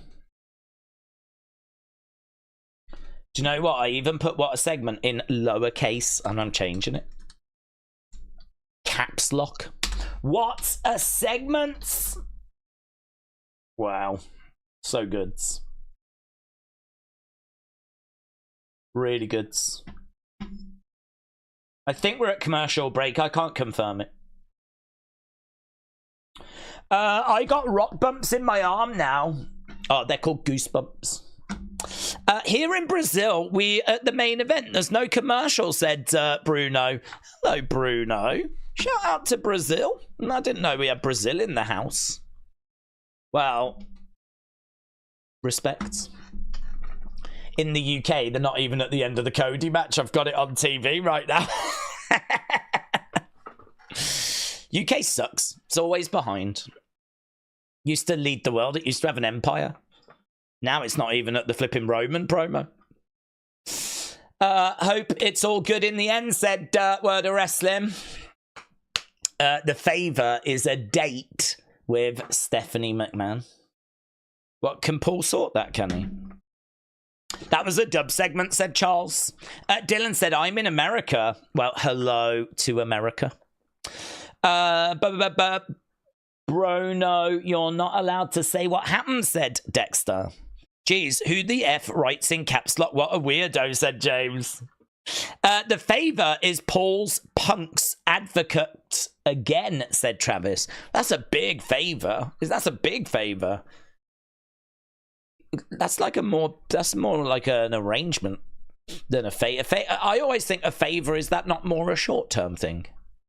Is that not more a short-term thing? What could Paul do to help Punk? I mean, he could be his advocate in the build to wrestle. I always, if someone said, oh, I need you to do me a favor, that's like a task. I don't know that, like, Paul being Punk's advocate again permanently, that's not a favor. Could you describe that as a favor? Surely a favor's more temporary, short-term, you know? Dylan, shout out to you. Why would he want Steph? He has got AJ Lee, said the janitor. Perhaps his boards. Perhaps his boards. You know, like me and Dormouse are lovers, but I might get bored of Dormouse, you know, after like a week. And then I might want to move on to a Stephanie McMahon. Don't know. It happens, doesn't it?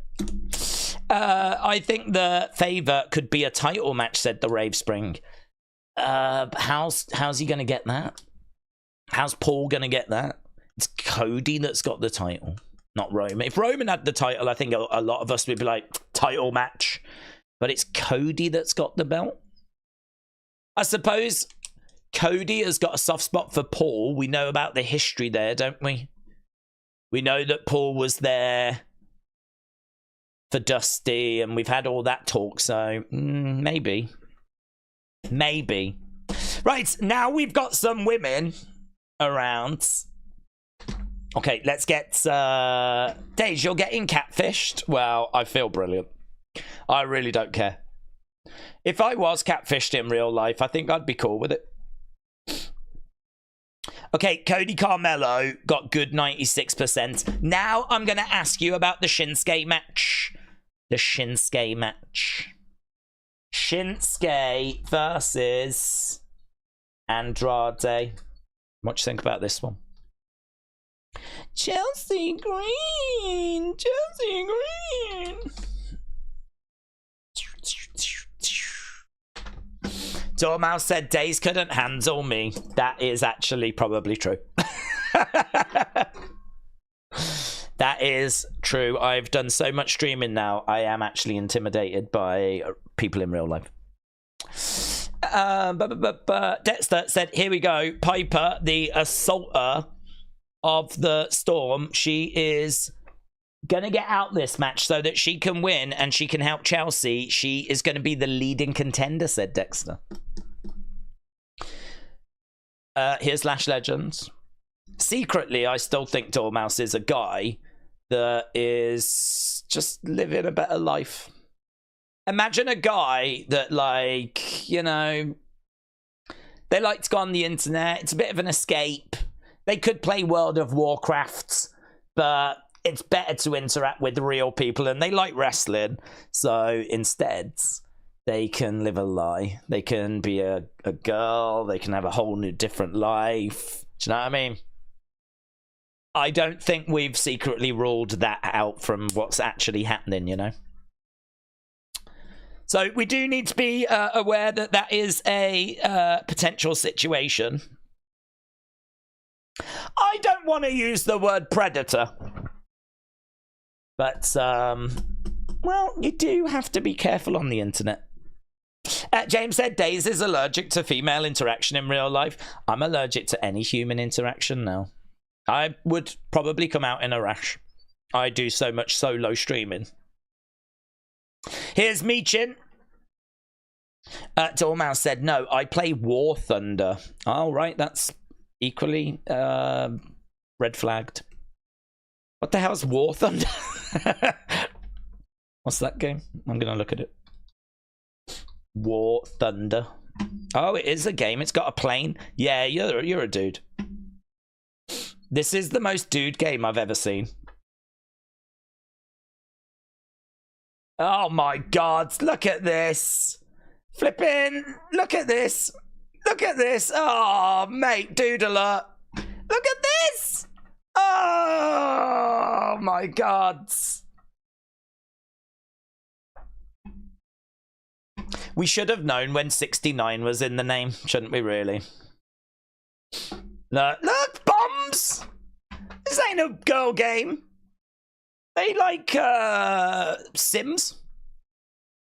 Don't they like this? What's this? Driving tanks and bombs and planes and... Look at this. Nah. You almost fooled me. You almost made me believe that you was a lady. But I know way too much about women. They love Sims, and they love Ryan Gosling and shopping. And not this. Flipping, look at all this location stuff. Oh, this has crashed now.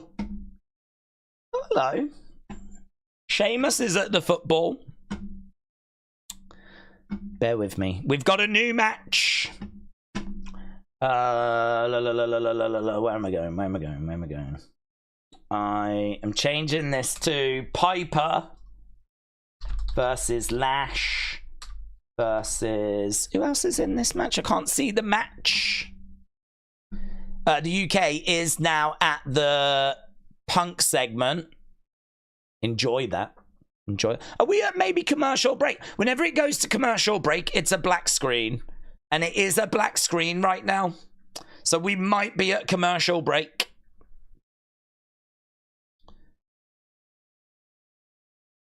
Oh, I don't know. Someone's in this match. I don't know who. I think it might be Meechin, but I can't confirm it. Days, would you like a one-card tarot pull? I've already pulled, mate. Is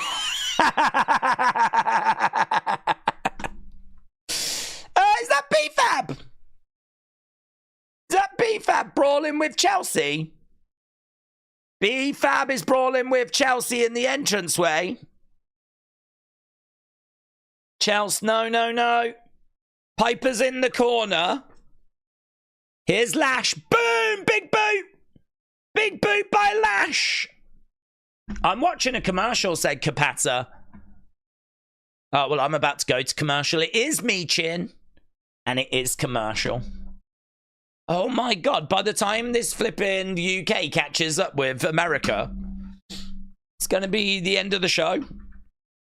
I've had to somehow get through this. What a hero I am.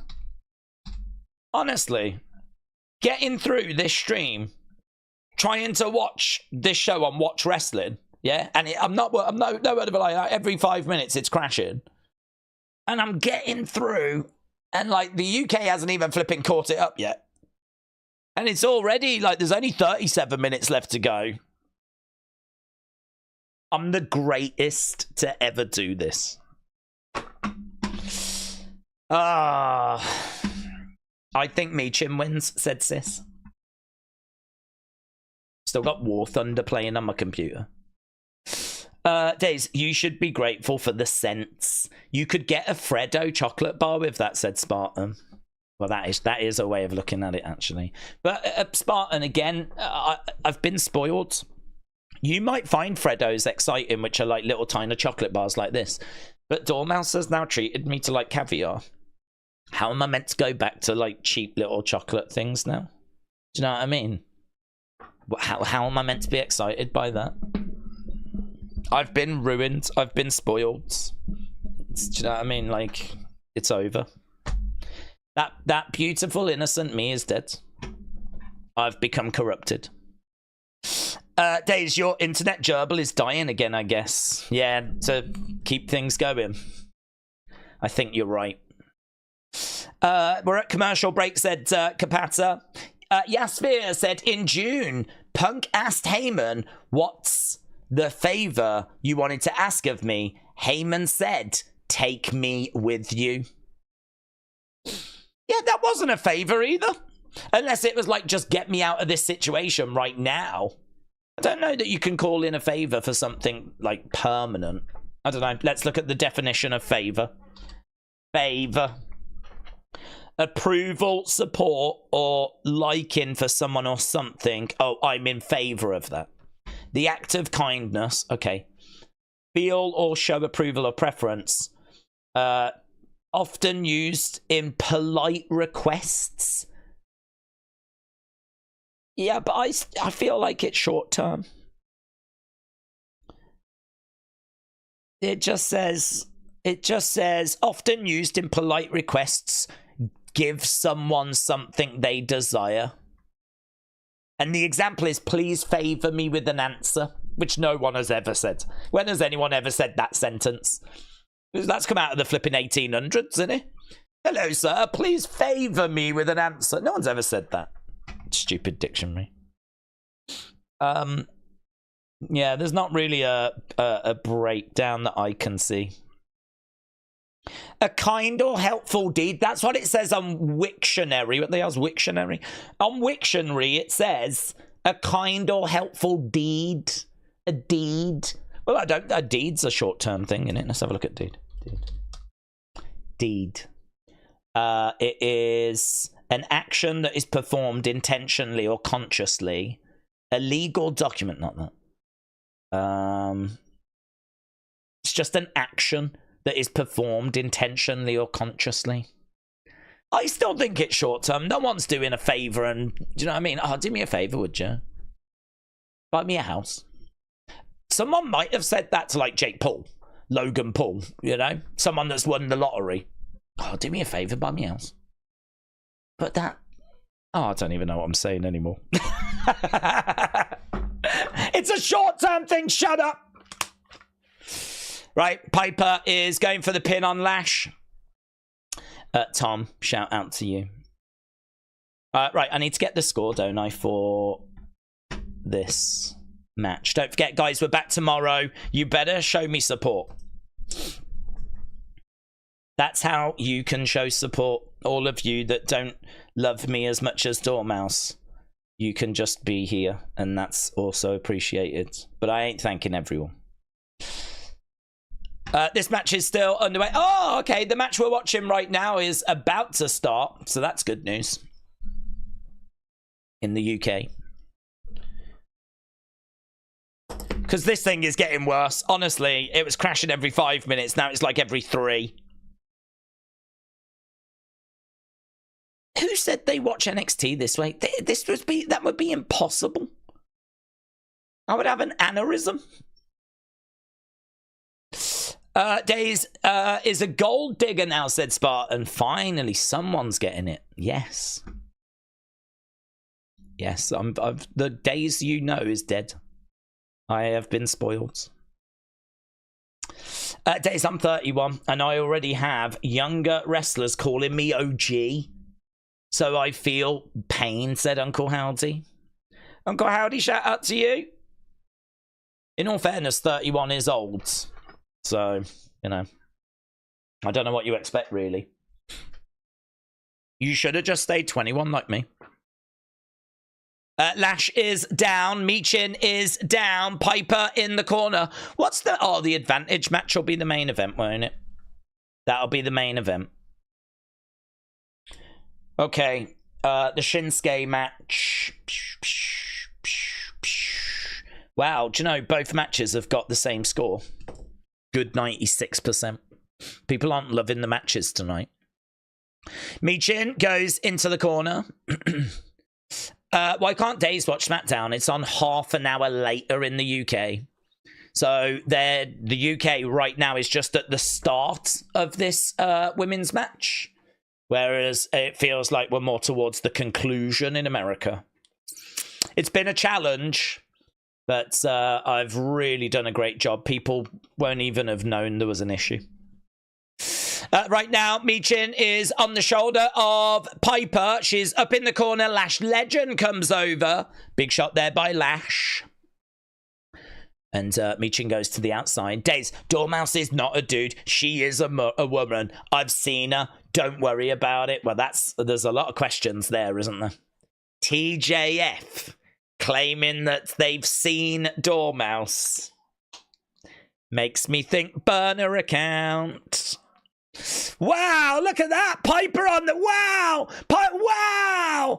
Piper on the back of Lash Legends. She had her like in a Samoan drop position. 1, 2. Michin gets it. Michin might have won. Guys, someone has won this match. Someone has won. And that they've gone through to the next rounds.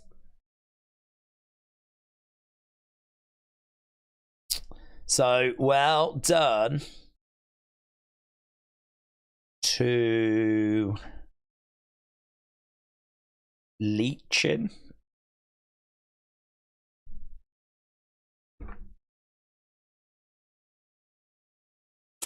King Yeti said, my chin. Yeah, so if you are watching in the UK, this match is on still at the moment. I can tell you that this is a little bit of a spoiler. It does finish. There is a winner. Right, notice they didn't show the replay because she didn't even land on her, says Tamar. Well, Tamar, I did have some pop-up adverts at the time, so I haven't got a flip what happened. But I do know there's a winner. Here's Tiffany, look. You can get a teddy bear.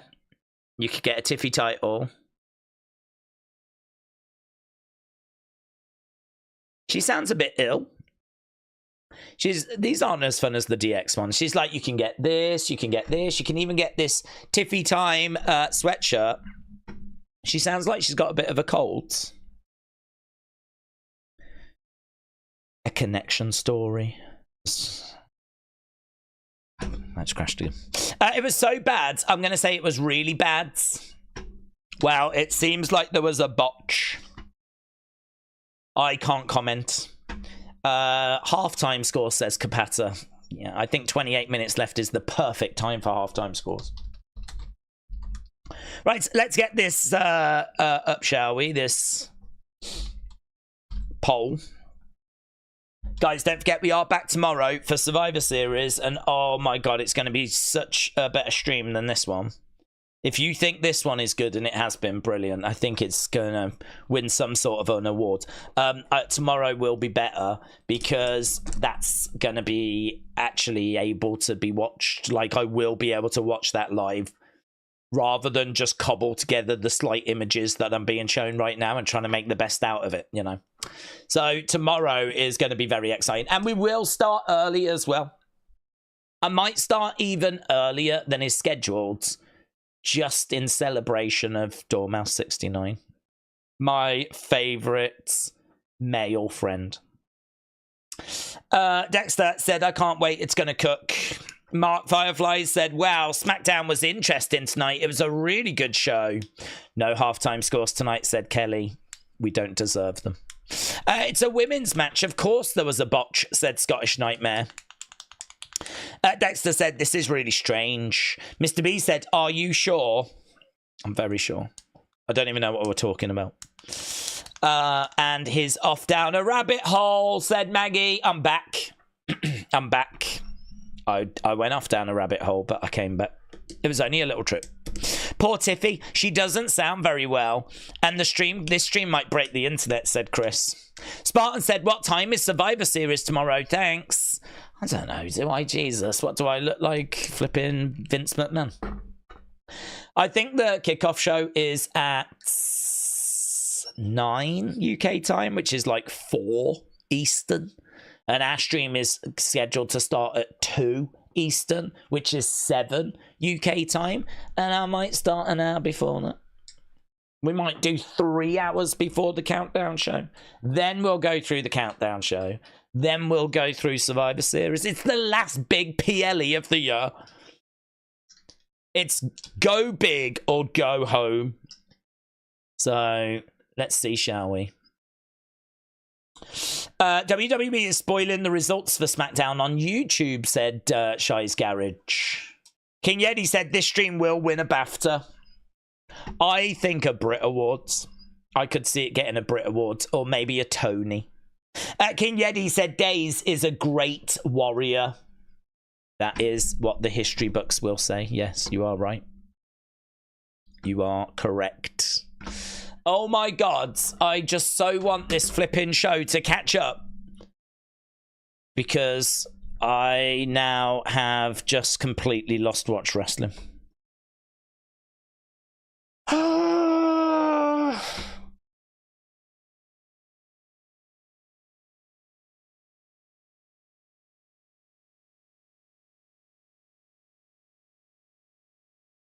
Are we still at commercial break? What's happening?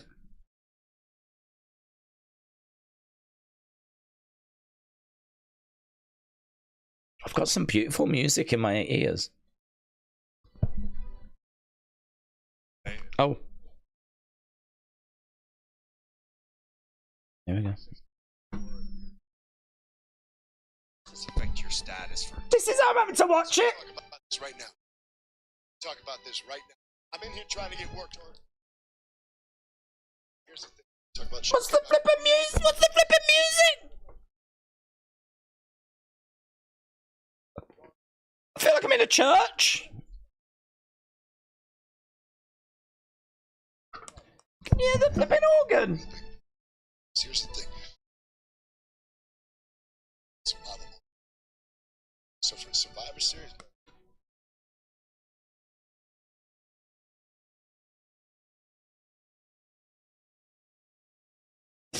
We got LA Knight.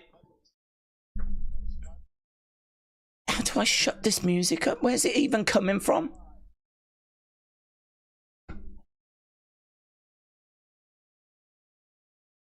That was live, Jasmine.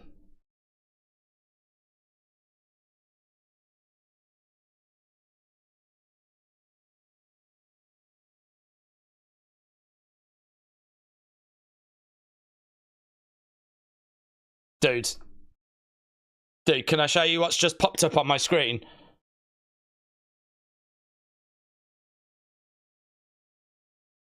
Why have I got that on my screen right now? Why is this on my screen? It's moving around as well, like, it's moving? What's this cartoon? What the hell's this? Why am I watching this? Aeon's Echo. This is an LA night. I've still got this playing as well. I got that playing in my ear. I got this on my screen. How's this? And this. Oh my god, this is the... Jesus Christ.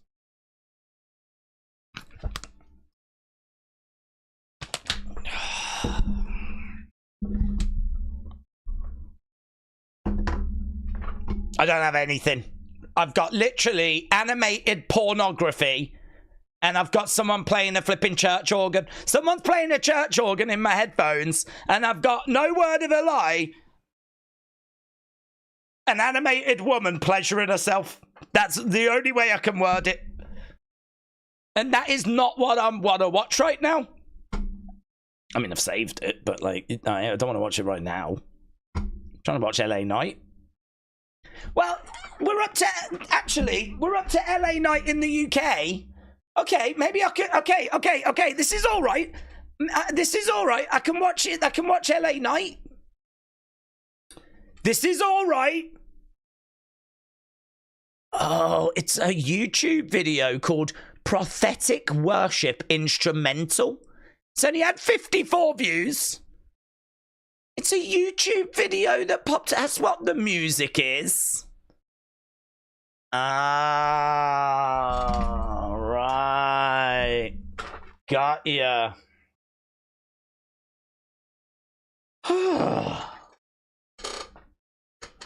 Right. LA Night. What's LA Night saying? Guys, we're back. We are so back. We are. This is like a normal stream now. We are so back.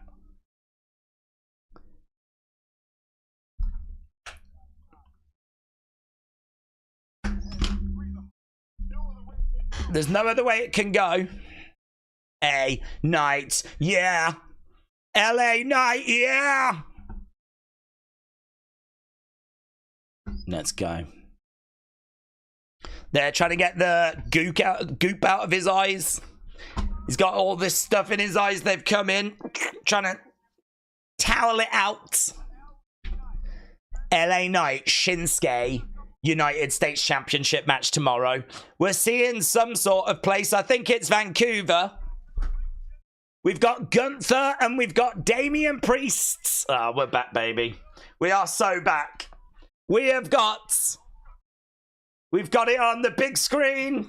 We're not crashing. Let's go. You're about 10 minutes behind. It's close enough. Days Clone has retired. The real Days has come back. You guys have now caught up, said Shaquem. Right, they're just running down the match cards. One more commercial break. We'll be there. As soon as you go to another commercial break, we will have caught you up. There's 19 minutes left. In fact, by the end of the show, we might even take over. Right, we're backstage. We got Jimmy, we got Jay, we got Sammy. We got you. Don't worry about it. Here's Nick Aldis. Sorry to interrupt. Just want to make this crystal. Yeah. Everyone. It's banned. Everyone is banned. Banned. Wow, that last match got 12% bad.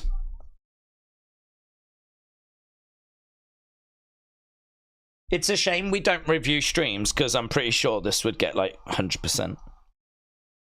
Here's Jay. Woo! Day one-ish. Day one-ish. Day one-ish. You're not catching up? Yeah, we're catching up. But it's the main event. Jey Uso's making his way out. You'll be at commercial break. While you're at commercial break, we'll just catch up the few minutes we're behind. We'll be right there, mate. We'll be right there. We do need more of this, said Shaquem. Yes. I think watching shows and doing proper watch-alongs are so overrated. It's so much better when the show you're watching keeps crashing. Jay in the ring. You're about 10 minutes behind. No way, baby. No way. I'm in line. Look, it says advantage match, and it's suggesting it's about to go to commercial break, but it won't go to commercial break. Day one, it's just me, oos. Day one, it's just me, oos. Day one, look, and now we're back. Here comes Jacob. Here comes Jacob. Yeah, American Nightmare said here comes Jacob, and that's what I just said. Days, can you imagine being in a parallel universe and you're watching SmackDowns 20 seconds further ahead than when you are? How much would that mess you up? I'm messed up already, mate. I don't even need to think about alternatives. I'm already in a nightmare scenario. I don't need to think of a different one. Here's Jacob making his way down. Guys, this is going to be a sick match. This is going to be a sick match. If you are just joining us, this is going to be a sick match. Jay Uso versus Jacob Fatu. I'm still at commercial, said Kelly. Sorry to hear that, mate. That sucks. I've got Jacob on my screen. I love you, Solo, said Eric. I love Jacob's theme, said Brony. Ethan, shout out to you. Shaquem said they've caught up. Days has the look of a man perplexed and possessed, said Maggie. Days, Dormouse has to show herself to you. I think those kind of traditions are in the past. Do you know what I mean? As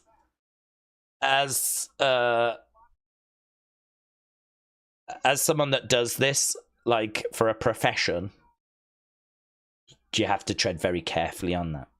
Let's be crystal clear. My DMs are closed. Yeah. There is no requirements for anyone to do anything, right? I ain't getting caught up in them scandals, right? What do I look like Adam Blumpier? Yeah? We all know what went down there. Eh? What's happening now is that people that love and care for me are trying to get me cancelled. I don't know why that's happening. But I'm too smart. I'm not going to fall into them traps. Jacob pushing Jay. Days flipped to a porn channel. I did have a porn channel, and some of the images I saw will give me nightmares. This has got a big fight feel, but we know who has to win, says Kappa. His DMs are open, said Snacksy Victoria. Well, I mean, they are open, but I don't ever flip and go to them. You don't deserve this, said Mr. B. Thank you. Hannah said, we need you against Blumpier as soon as possible. I don't even know what that means. What does that mean? In what? I love you, Solo! Face first. He's cancelled, didn't he? Shot coming in there by Jacob. Let's be honest, I think Tony Khan would probably cancel this. You can try. Good luck, mate. I think you'll find I'm actually doing a good job myself of cancelling this.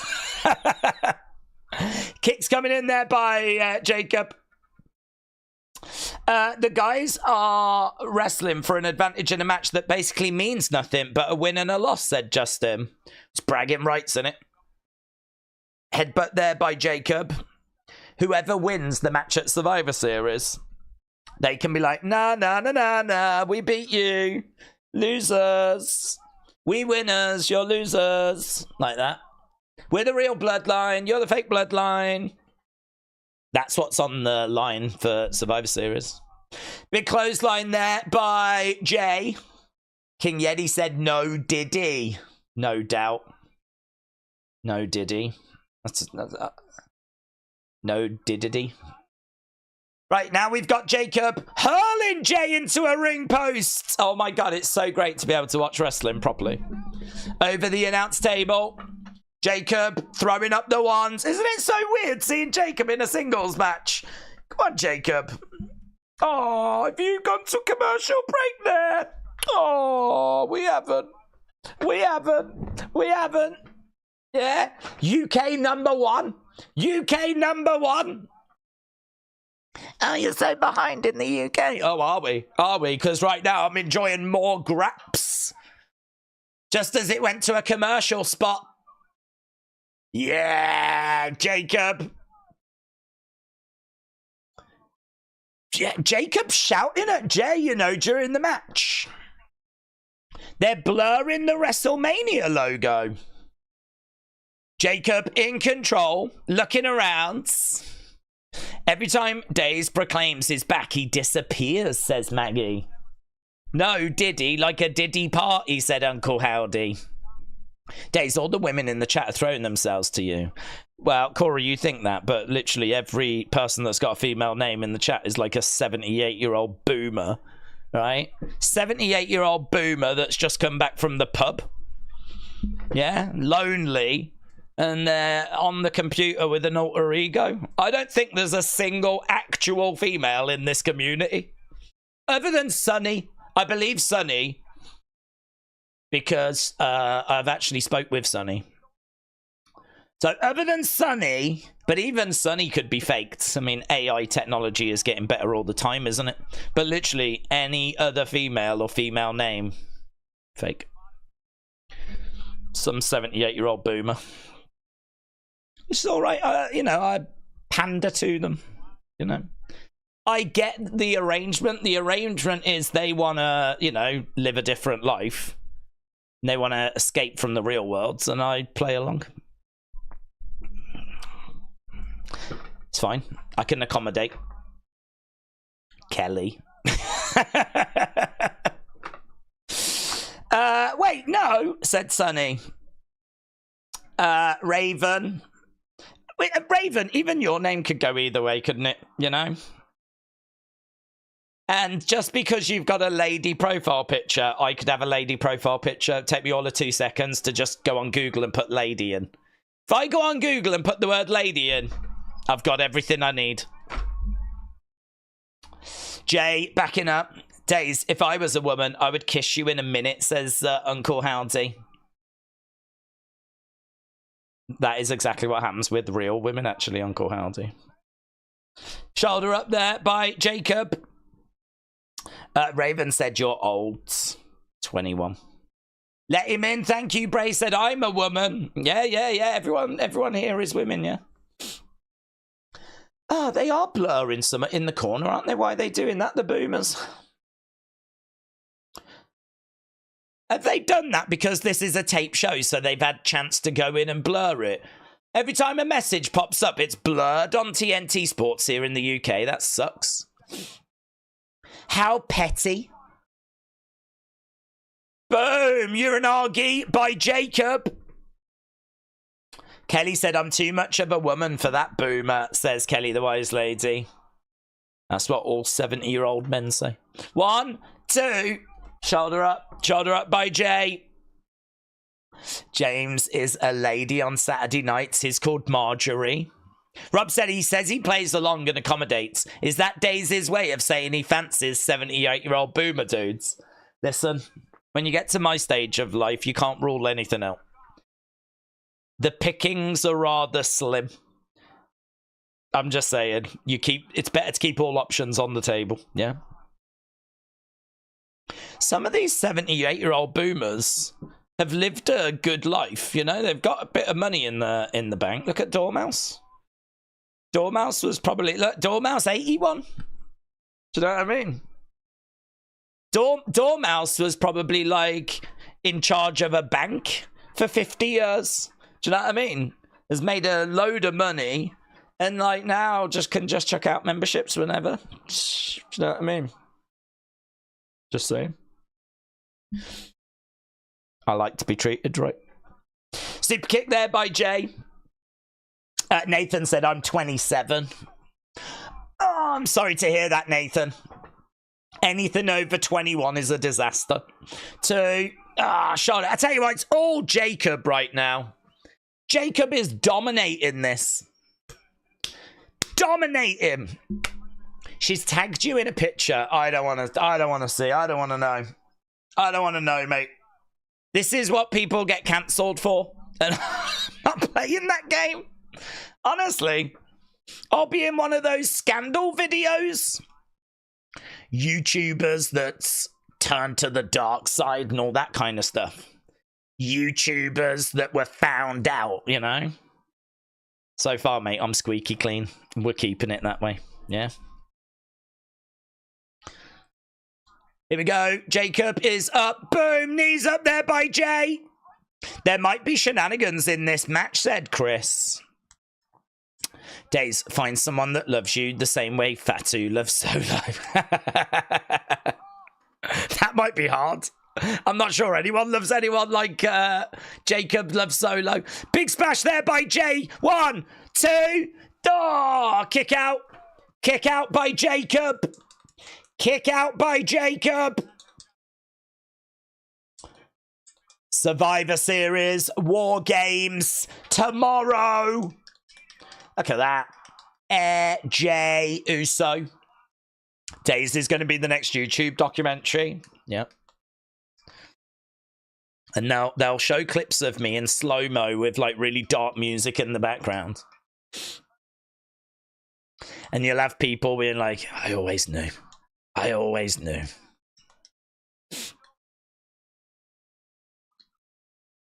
Jacob on the outside, the dark side of Day. Yeah, there's a whole dark side of Day series going. Suicide dive by Jay. Jacob goes over the table. Kim Shane said, you lot used to think I was a woman. I had to put my real name on. Well, I wish the other women would do the same, to be honest. Nick. I think a lot of the women in our community could learn from you. You know? Nick is one of the examples. A lot of people thought that Kim Shane's was a female and Nick had to be strong and big and go, actually, guys, no, I am a male. So it's already been proven to be true. Super kick there by Jacob.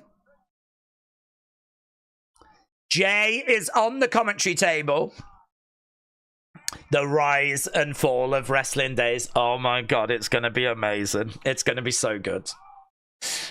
It's going to be so good.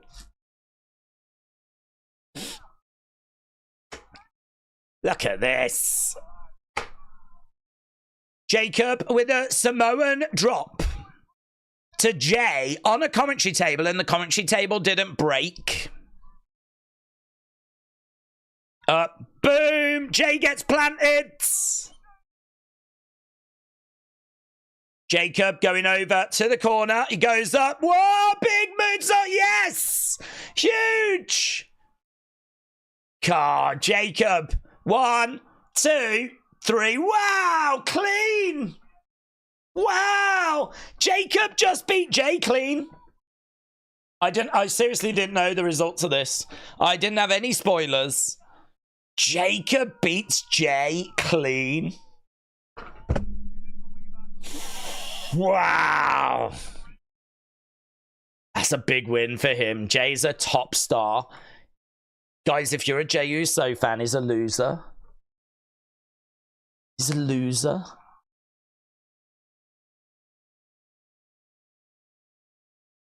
He's a loser. You think of all the kids that have got their Jey Uso shirts on right now, crying their eyes out because they realize they've wasted their lives on a loser. They've just realized it's Jacob they should have been standing, not Jay. Turns out it's just a catchphrase.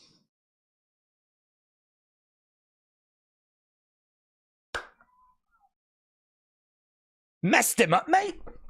He messed him up. Solo laughs. Yeet. Yeet. That's what I'm talking about. You don't know what's coming. We're going to take your ass to war. There we go. I love you, Jacob, said Trini. Days on Maggie Reigns. Solo yeeting.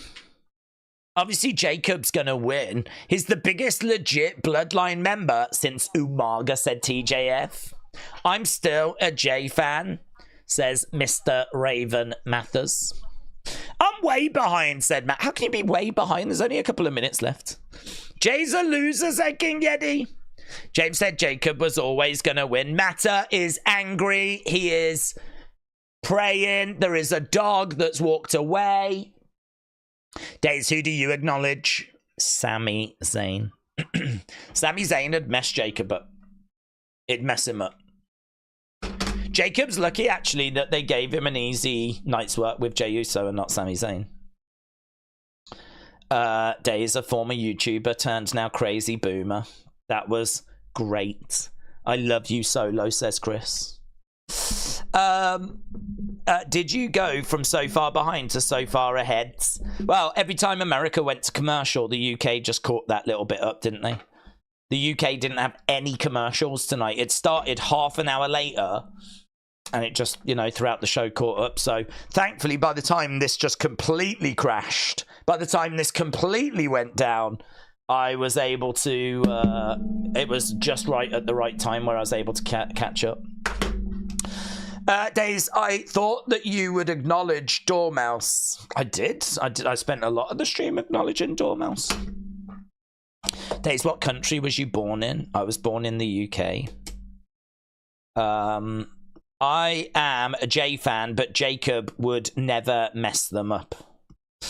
Tonight's stream is the greatest disaster of all time. And you know what? That's not the first time I've heard that this year. The TOS of wrestling, says Uncle Howdy. Time travel days, said K-Dub.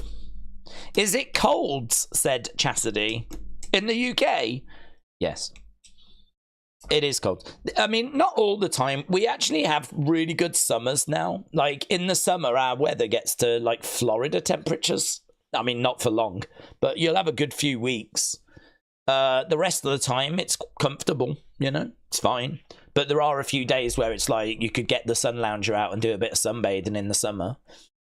Winters tends to be cold and, like, there was a frost. You know, if I was to, I don't know what the what's the temperature now? I'll have a look. Temperature.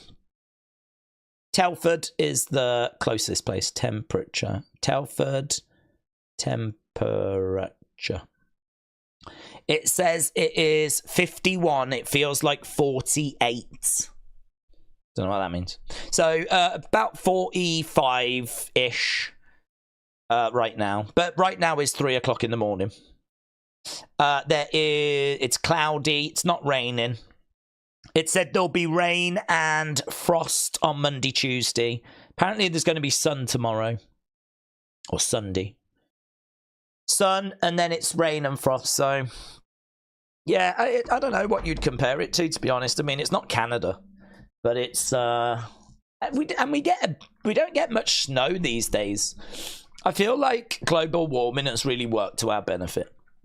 A lot of people will say that global warming is bad, and they're correct. But from a temperature point of view, our winters aren't as bad and our summers are better. So people don't really talk about that when they talk about climate change, about the fact that it has actually been quite good for the UK. It's just really bad for humanity as a whole, and actually will probably lead to the death of us all. But other than that, temperature-wise in the UK, not bad. Not bad. Dexter said that was the best tape show I have ever seen. See everyone tomorrow, said Theodore. Tomorrow is going to be wild. Well, friends, I know there's some concern. I know there's some concern that I might botch tomorrow, but I promise you I'm not going to, because tomorrow we get to watch it live. And so I don't need to worry about streams crashing or anything like that. We can just sit here and we can just enjoy the action. We can talk about how amazing Dormouse is. We can talk about how a lot of people are lying with their profile pictures and names. We do whatever you want, really. We need a poll for the main event. I don't think I did that.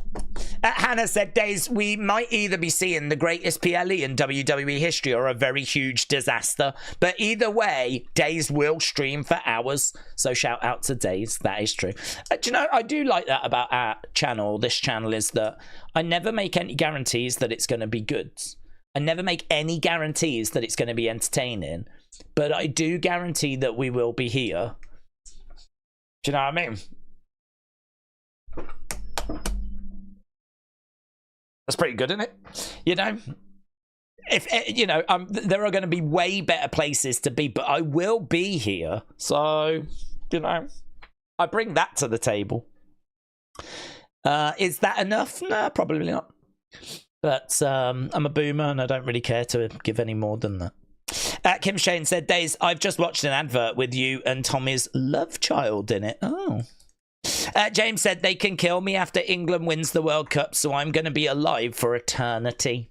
Nah, James, we're winning the World Cup in 2026 in America. It's going to be amazing. Kelly, goodbye, my friends. Uncle Howdy said, Days, did Dave Meltzer score 5 stars in a high school football game? I don't know. I don't know. I don't interact with Dave Meltzer that much. Days is like John Cena. He never gives up. No ye in tonight then, says Maggie. I'll be a while. I'm just going to wait for Days until he's done streaming, said Sonny. Oh, Sonny, look at you. That is so lovely. What a supportive person you are. And literally the only real female, I think, joins us. I have watched this whole stream with a very nasty migraine and double visions. Was it the stream that gave you that? I feel like subliminally that's what you're suggesting.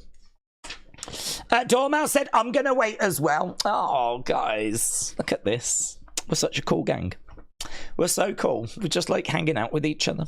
Well, don't worry. I'm only waiting to get like a few more scores. Then I'll be going away. Days, what would you give this show? Very hard to score, to be honest, because it just kept crashing. I mean, the only thing I can say is that you lot weren't keen on the matches.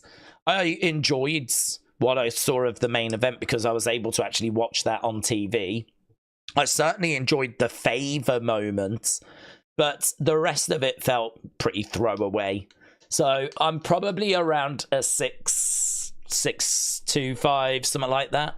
That might be unfair. Some people might say, no, this was way better than that. I genuinely don't know. To me, it was very hard to be like dialed in, you know. So I'm probably around that 6 to 5 range, but it was, I mean, honestly, it was watchable. I don't think it was a bad show. It's just, I'm glad it's done. Eric said this was one of the greatest streams. Yeah. Fun fact, that is actually my burner account. I've literally just typed that. King Yeti, shout out to you, gifting 10 memberships. Wow, that's so kind. And actually enough of a distance away from Dormouse where I can actually get excited by that. So King Yeti gifting 10 memberships. That's really cool, really kind, really appreciated. Still a little bit down on where we've been, but enough of the time has been. So Sis benefiting, and Bob, Mr. MJR619, Barnaby Blockley, Richard McCarthy, Timothy, Doug, Tim, Braden, and Divine Pops, all benefiting from King Yeti's generosity. So King Yeti, shout out to you, my friends. Really do appreciate the support. There was people donating like 99 cents earlier, King Yeti. I know. And I had to try and pretend to be excited. But like, that is genuine. So King Yeti, that is really, really kind. So I'm sending you a kiss. That's what I do now. I loved it, said Ramen Noodles. Shout out to you, my friends. Right, let's get this wrapped up, shall we? Dormouse said, I hope that King Yeti gets in the Hall of Fame. That is what I would say if I secretly wanted to remind people to vote for me. Right, you lot thought that that main event was only good. You gave it good 97%. Metal Mama says I hate you. Don't you realise that's what I hope for? That's what I'm trying for. Don't you realise that's what I seek? I'm not like these other people that need to be loved. I'm the absolute opposite. I am the absolute opposite. I am so thrilled if I can, like, ruin people's days. You know? And I can cause, like, a little bit of discomfort and distress like that. That helps me get to sleep at night. So I'm amazed it's took so long for you to work this out. But here we are. Hey, here we are. Right. I am going to go away now before too many people catch on and then the community completely implodes. I have to kind of keep that fine balance where I'm nasty, but only to a certain level so that it just annoys, but it doesn't actively drive people away. It's quite, honestly, the balance is quite hard to find sometimes, but I do a very good job. So I'm going to go now. Now is the time I need to go, right? So appreciate the support. Don't forget, I will be back tomorrow, and you have to be here to support me, right? You have to. Otherwise, I'm streaming to literally nobody, and, you know, that'll make me upset, so...